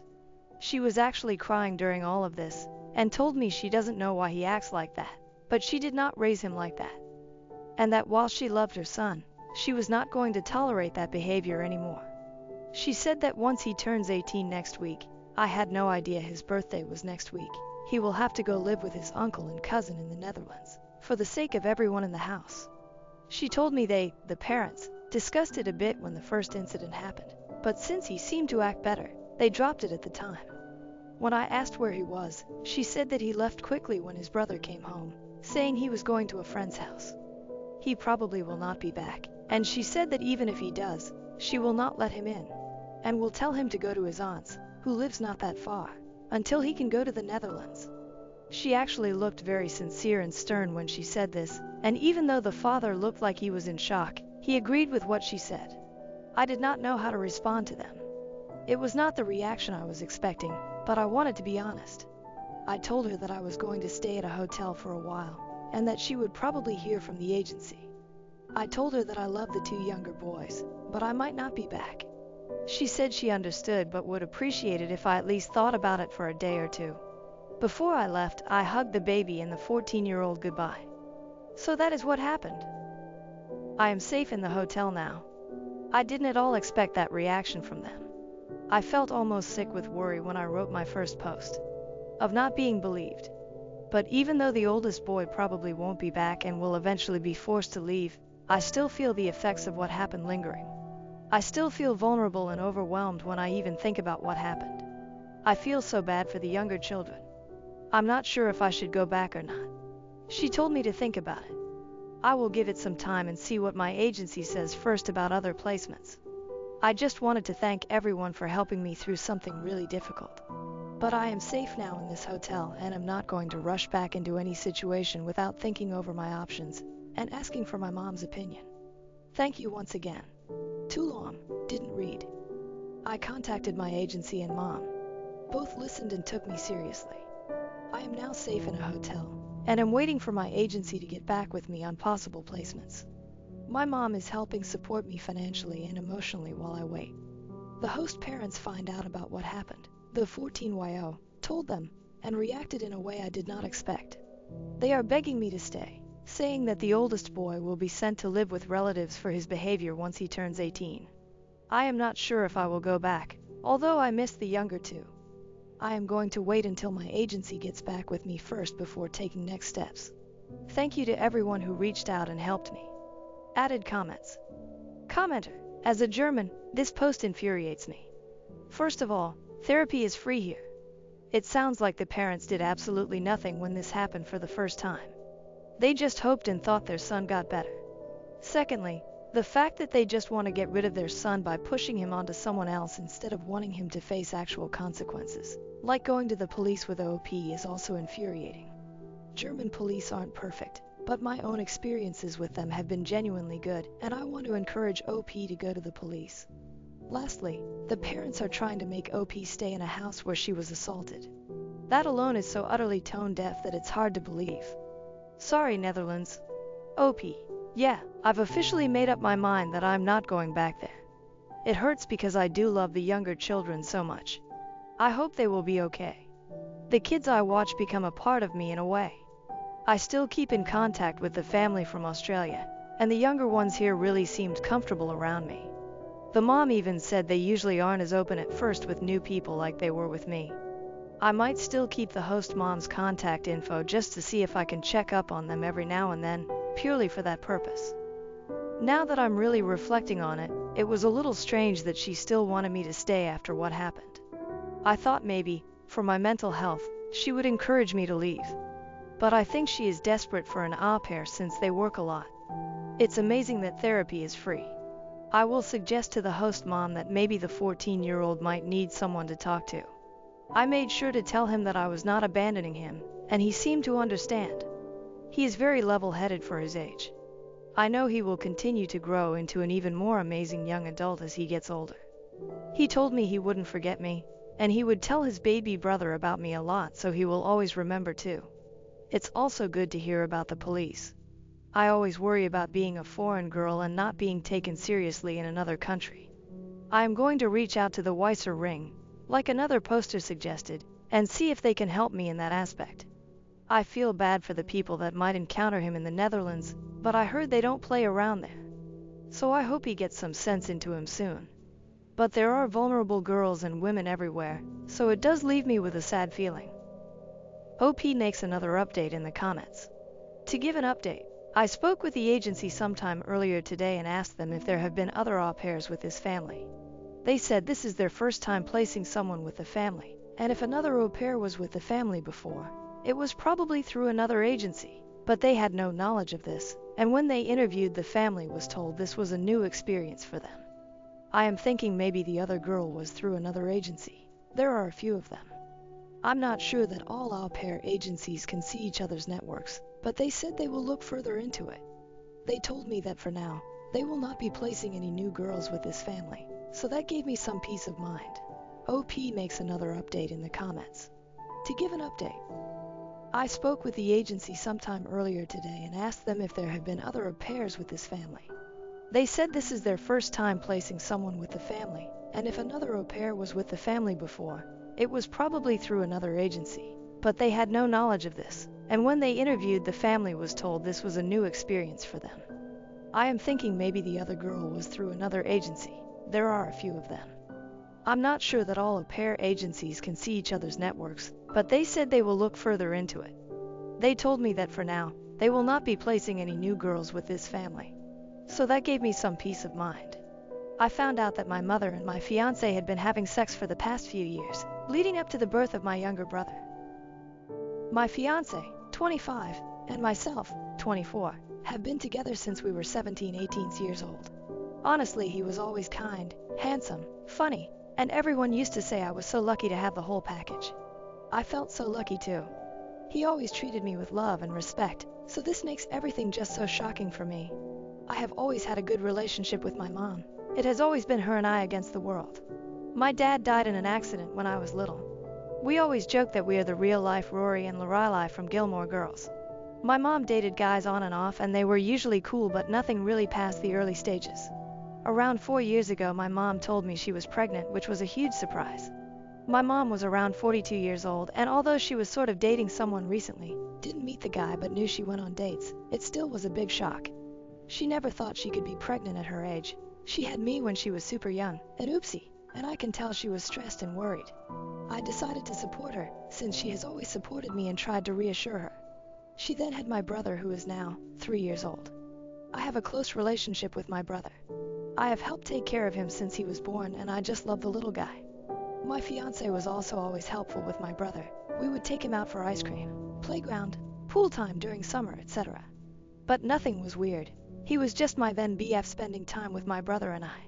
Now to how I found out. My fiance and I have been living together since we finished college. He was not at home because he was hanging out with friends, but I stayed home because I didn't feel like going out and just wanted to relax on the sofa. At some point during binge watching a series on Netflix, my laptop died, and I was too lazy to get my charger, so I used my fiance's iPad instead. I know the password but had never used it before. The iPad logged in, and I received a bunch of message notifications. I guess he hasn't used it in a while either. Anyway, this got my attention, and I went to check it out, and of course, I found everything. My mom's number wasn't saved under her name, but I recognized it and verified it with my phone. She was telling him she felt guilty and that I should know. He said he also felt guilty but couldn't lose me and that they messed it up. She said it was unfair for my brother to never know his dad and asked if he could live having his son around, not behaving like a dad but as a brother-in-law. I broke down. What the actual F? There weren't a lot of older messages, just some photos stored of my brother as a newborn, my mom pregnant, and more photos of my brother growing up in an album. I couldn't anymore. I cried for what seemed like ages, and I waited for my BF to come back home. I wish I was one of those women that can pretend and get things together before confronting the cheater, but I can't. He came back later that night, around 23:30, and I just gave him the iPad with the conversation opened and saw his face completely go pale. I asked for an explanation. When? How? Why? And he didn't want to at first, but knew he had to. Apparently a few years back, while I was traveling with some friends, girls trip, my fiance and mom had dinner together. This isn't strange since he has been part of the family for so long. Sometimes mom and fiance would eat together at our place even if I was busy with sports or out. I did the same with his parents. Somehow, unclear how since he couldn't explain it well, one thing led to another and they ended up sleeping together. They felt guilty but apparently not guilty enough. BC they slept together 2-3 more times, using the excuse of meeting up to discuss how to tell me. Apparently when my mom got pregnant they stopped sleeping together and decided to not tell me, since my fiance loved me and couldn't lose me, and my mom didn't want to lose her daughter. So here we are now, with two of the most disgusting humans. I obviously broke the engagement, told my mom to never talk to me again and move in with a friend. I feel bad for my brother since I really love him, but I can't be around him now. I just can't. I feel like it would remind me of all those times we talked about having kids. I would be his baby mama, only baby mama. We talked about this future since we were 17 years old, so I want to puke every time I think how I was actually taking care of his child with someone else, while still having those dreams. I want to puke. Editor's note. Comments were mostly supportive, with a few telling their own stories of cutting parents off and a couple with tales of spouses sleeping with parents. How is this even a thing? People are crazy. Update 1. To the update. As I was afraid, I was indeed confronted near my office this week. I knew this was coming but thought maybe I had more time. My ex was the person to come find me. Yesterday, Wednesday, after finishing work and walking to where my car was parked, my ex was sort of lingering, waiting around. I thought about running. Not gonna lie, but I guess in the moment I felt strong enough to get over it, instead of having that hanging above my head waiting to be approached again. He asked if we could talk and I said yes, but I didn't feel like having that conversation over coffee like we were old friends. It felt ridiculous, so I told him to just talk right there. We were in the streets, but somehow it wasn't crowded, but also not completely lonely. Felt right. He basically said sorry 100 times and that I deserved better. I agreed. He said he did love me and that he still does, but he would understand why I wouldn't want anything to do with him. He said that if I did in fact consider giving him a chance, that he would go to therapy, alone or together or both, and that he would work hard to win my trust back. I told him it wasn't possible. There was too much damage. This sounds calm when I type it, but in the moment things came out more with louder tone and harsher words. Anyways, he did say that he is in the or will be, it was a bit of a blur, process of getting custody, partly, from my brother, and that he in fact does want to be a dad to him. He said he does not want to be together with my mom, that it was just a stupid mistake. Sure, BC 4-5 times is just a random thing. He couldn't explain why he did it in the first place. I think he doesn't even know himself. I asked if he cheated with someone else before. He said no, not sure if to believe it, but he sounded honest. I asked why he didn't come clean, and he said that after he did the deed he always felt panicked and it hit him that he could lose me and he just didn't want to. I told him it was meant to be found out, that what was his plan? To have my brother around and ignore their relationship forever. He said he didn't think far enough and that he was basically going with the idea one day at the time. I asked him if he felt that my mom seduced him. He said it was mutual, which made me want to puke again. I asked if he has had any contact with my mom since I found out. He said yes, but mostly about my brother. Didn't elaborate more and I didn't press for more info on that. He said he told his parents the day before, or the day before that not sure, Mom, Tuesday, about everything. The parents were not happy but they are glad to start building a relationship with my brother, their grandkid. Honestly, all of this felt like a punch in my stomach. I don't know why. The parents wanted to contact me but he told them to wait till he approached me first, hence why he was here. I said if he started or thought about the custody before I found out and he said no, but when I found out was like the push he needed. Great. Seems I helped him get his shit together. And this past week he was arranging all of that mess. That's why he hasn't tried to see me before. He sounded and looked defeated, but the whole thing made me, besides sad, angry. I was mainly depressed before, but now I'm furious. I feel like he is still in an okay place and he isn't paying for his actions, beyond me leaving him. He will have my brother, his parents and others and move on with his life. While I lost everything. I hate him. We parted ways not on a happy note, and I told him to never get near me again. I was done. He asked me to see my brother still, that I was important to him and tried to guilt trip me and it worked, but I still think I can't. I don't know much about my mom and really hope she doesn't come find me anytime soon because I'm fuming right now and won't be able to handle it. I will be contacting my family and friends and finally doing the blasting today. I think it is about time and after my talk with him, I got the extra push I needed. Editor's note. Top comment suggested moving to Australia. Can't fault that line of thinking. Update 2. A lot has happened. I did the blasting, and this is how it went down. I first posted on my family's FB group we share. This is from my mom's family side. I used inspiration of what you all suggested in my last post and said something around the lines of, I want to communicate to you all that my wedding with X has been permanently cancelled, since I found out that my mom, name, and my ex, name, had in the last few years a sexual relationship which resulted in the birth of my little brother, name. I had no clue of any of this, and I found out about it last week. I won't have a relationship with, name, mom, and ex, name, for obvious reasons. I would appreciate your understanding and I felt it was only fair to let you know of the situation, since I value transparency and honesty above all. I also included a screenshot of my mother's message, what I said to her once I found out and a message she managed to write back before I blocked her. Didn't open the message till before the blasting. I didn't want to read her and be persuaded. It exploded. I had family reaching out via text and calling the whole day after the blasting. I would say most were very supportive and I could tell they were just shocked. There were a few neutral and some suspicious that it wasn't the whole story and maybe I misunderstood. My grandparents were in the maybe you misunderstood category, which wasn't surprising since my mom is super close to my grandparents and like I said before, my mom was always a good mom. So no red flags. I will be moving with a cousin that is more like a sister to me. I haven't reached out to her previously because I knew once she knew everyone would, that's why I went to my friend's place. My cousin is devastated on my behalf and offered to live with her and her 2 kids until I can get my feet on the ground. I accepted and will be moving next week. I'm a bit afraid this will give my mom an easier access to me, but I can't stay at my friend's place forever. I then proceeded quickly to post a similar message for we share most of our friends since high school and local university, friends on Instagram. I created a close friends story and tagged most of them too. This went sort of viral in our friend group. Actually, one of my friends sent me my Reddit post and asked if this was me. I confirmed. They were also shocked and speechless. They never thought my ex would even remotely do anything like this. They said he was crazy about you. Oh well, apparently he went overboard on the crazy part.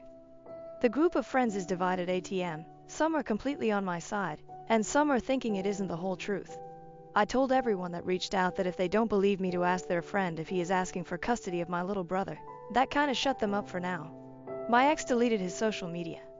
Also my ex's parents called me like I guessed they would. They were kind to me and were very sorry about everything. I got the feeling they are also overwhelmed and very disappointed. However, it was clear they will be supporting their son. They are very upset at my mother and don't want anything to do with her, but not sure how that will work with my little brother and everything else. They tried to give me info about the custody and what is my ex up to now, but I shut that down quickly and told them I don't want any info. I want to move on. I also asked them to not reach out in the near future, that I needed distance, especially if they will be supporting my ex. He is living with his parents ATM. Also, my ex and my mother after the blast were going nuts trying to reach out to me. They tried calling my friend, who she blocked them, and reaching out from different numbers. I had to put my phone on silent and ignore everyone. However, my mother sent me a long text from another number, and that was a weird text. She said that I was being cruel and that she didn't think she raised me that way. She said she thought we had a better relationship than me blasting out laundry like that without talking to her first. That I didn't have the whole picture. She did mention something that confused me. She said in her long-ass text that the reason she slept with my ex is because he reminded him of my dad. That it was grief. That she didn't mean to use him to heal her pain, but she wasn't strong enough. I don't even know what that means. Like, did she think that my ex looks physically like my dad? Or personality? Or what? I have seen photos of my dad, and well, yeah, my ex isn't super different but also not super alike. I mean, they share brown, dirty blonde hair, blue eyes, white skin. But that's not so uncommon. I don't see what else. I don't know. That threw me for a loop and honestly makes me want to confront my mom just to know what the hell. From all the things she could say, I was not expecting that. I'm holding on better. I don't cry every hour or want to murder them. But I'm still sad and upset, and it just feels like it isn't my life. That it is a big joke or a bad dream and I will wake up to my normal life. I also need to really start planning my future and start applying for jobs in other cities, or maybe check the possibilities abroad more seriously. I might ask for 2-3 days off work to really get my thoughts together and do some research. I'm terrified TBH. I feel frozen, but I know I need to start moving. Editor's note: this one has some funny comments. Commenter 1: that mom is hilarious. I thought I raised you better. I never in a million years thought you'd fuck my boyfriend, but here we are. Commenter 2: my petty ass would be sending her that. Commenter 3: right. The irony of her blaming you for airing laundry when she did that. Commenter 4: the laundry wouldn't be dirty if you hadn't fucked my boyfriend on it. My wife will not shut up and I'm not sure I can take it that much longer.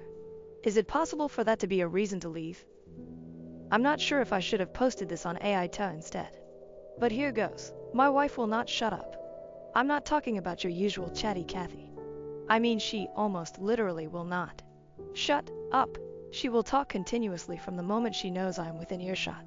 Not just in the same room. I mean, as soon as it's reasonable to assume that I can hear her. She will not stop talking until I'm gone, and sometimes not even then. On more than one occasion, I've gone into the bathroom, turned on the loud exhaust fan, taken a leisurely dump, and then returned to hear her cheerfully engaged in the same conversation she was enjoying before I went in. She also refuses to use the exhaust fan while she's in the restroom because it would prevent her from being heard. So I get to hear all the bathroom noises on top of whatever Homeric epic about her friend's cousin's girlfriend's hairdresser she's blathering on about. I once drove from Tampa, Florida to Chicago, Illinois with her, before we were married. I'm such an idiot. Without saying more than 10 sentences. She did not stop talking the entire way. The entire way. Television onto a show I like? Pfft, that's not a problem. She'll happily turn the volume down so it doesn't get in the way. Having sex? That's the perfect time to tell me about how Olivia Newton-John still has the leather pants she wore in Grease and she, brace yourself, still fits in them. Really. Needless to say, we don't go to the movies. Ever. I've been shushed out of too many theaters. I get it. She grew up in a huge Italian Catholic family in the Bronx. If you don't talk loud and constantly, you don't get to talk at all. I, on the other hand, grew up in a Scandinavian family with 2 children. To this day, I'm not sure we ever had a conversation in our house. I actually often wonder if that's what made me attractive to her.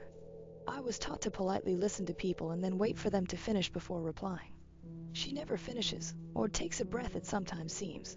So to her I'm paying rapt attention to her no matter how much she talks. That's not true though.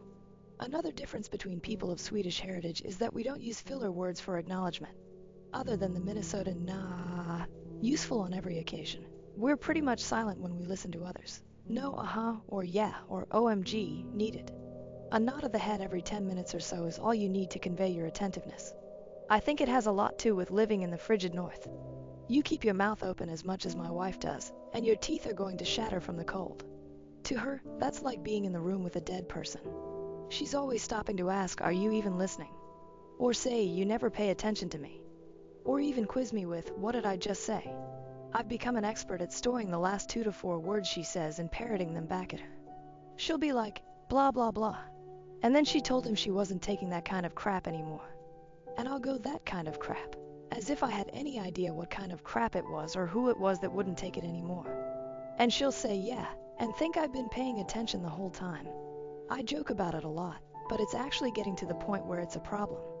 Our son is 7 years old, and he has developed a pronounced stutter because she interrupts him constantly. Growing up in her house, if anyone paused even for a millisecond, that was grounds for talking over them. And you talked loud so they didn't finish.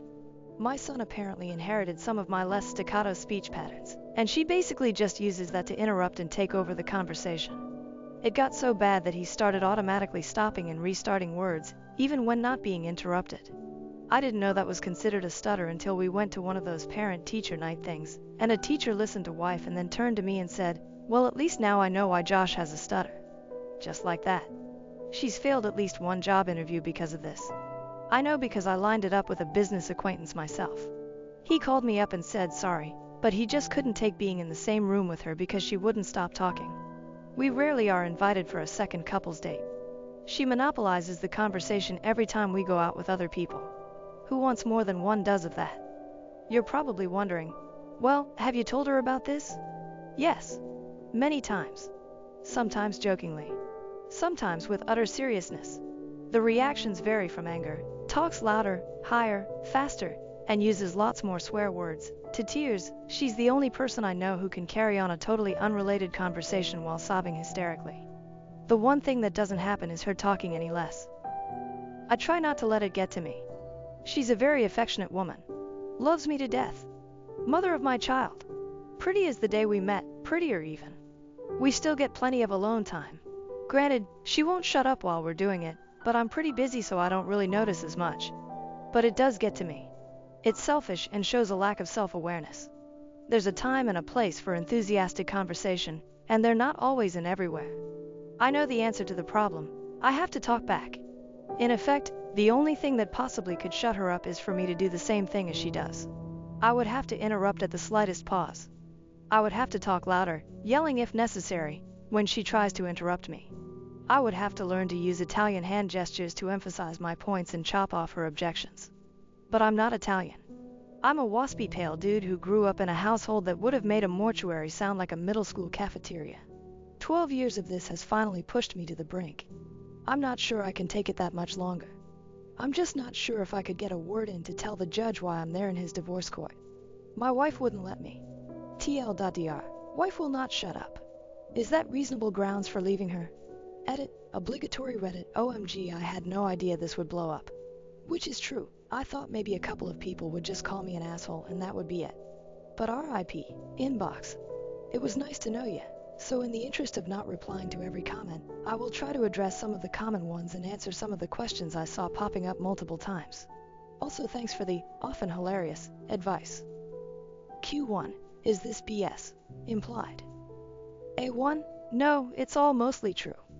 I admit to some embellishment for dramatic comedic effect though. The bit about the leather pants is representative, not an actual quote. Not from sexy times anyway. She probably mentioned it at some point though. Q2. Why didn't you run away screaming before you got married?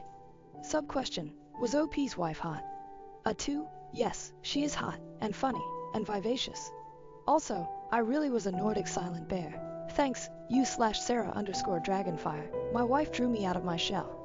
And if I'm brutally honest with myself, when you're young and getting laid on the regular, a lot of things don't seem all that terrible. Damn you, penis, this is all your fault. Q3. Did your kid really develop a stutter because of this? A3. Medically speaking, I cannot state this with 100% certainty. The cause was never formally diagnosed. However, I watched it happen firsthand. I'm not a qualified speech therapist, but I think it was a reasonable conclusion to draw based on the observations I made. I'd welcome a dissenting opinion from an actual professional though, if only to salve my conscience. Which leads to Q4. Aren't you really the one responsible for your kid's stutter? After all, you did nothing to stop it. A4. Guilty. And I feel utterly like shit about it all the time. For the record, I did bring it up lots of times, even to the point of getting into arguments about it and speaking harshly to my wife when she interrupted my son. But I think by the time I realized it was happening, most of the damage was done. And anything I could do was more expressing my anger about it than actually making an effective change. All the rest of this weirdly long post is just ranting.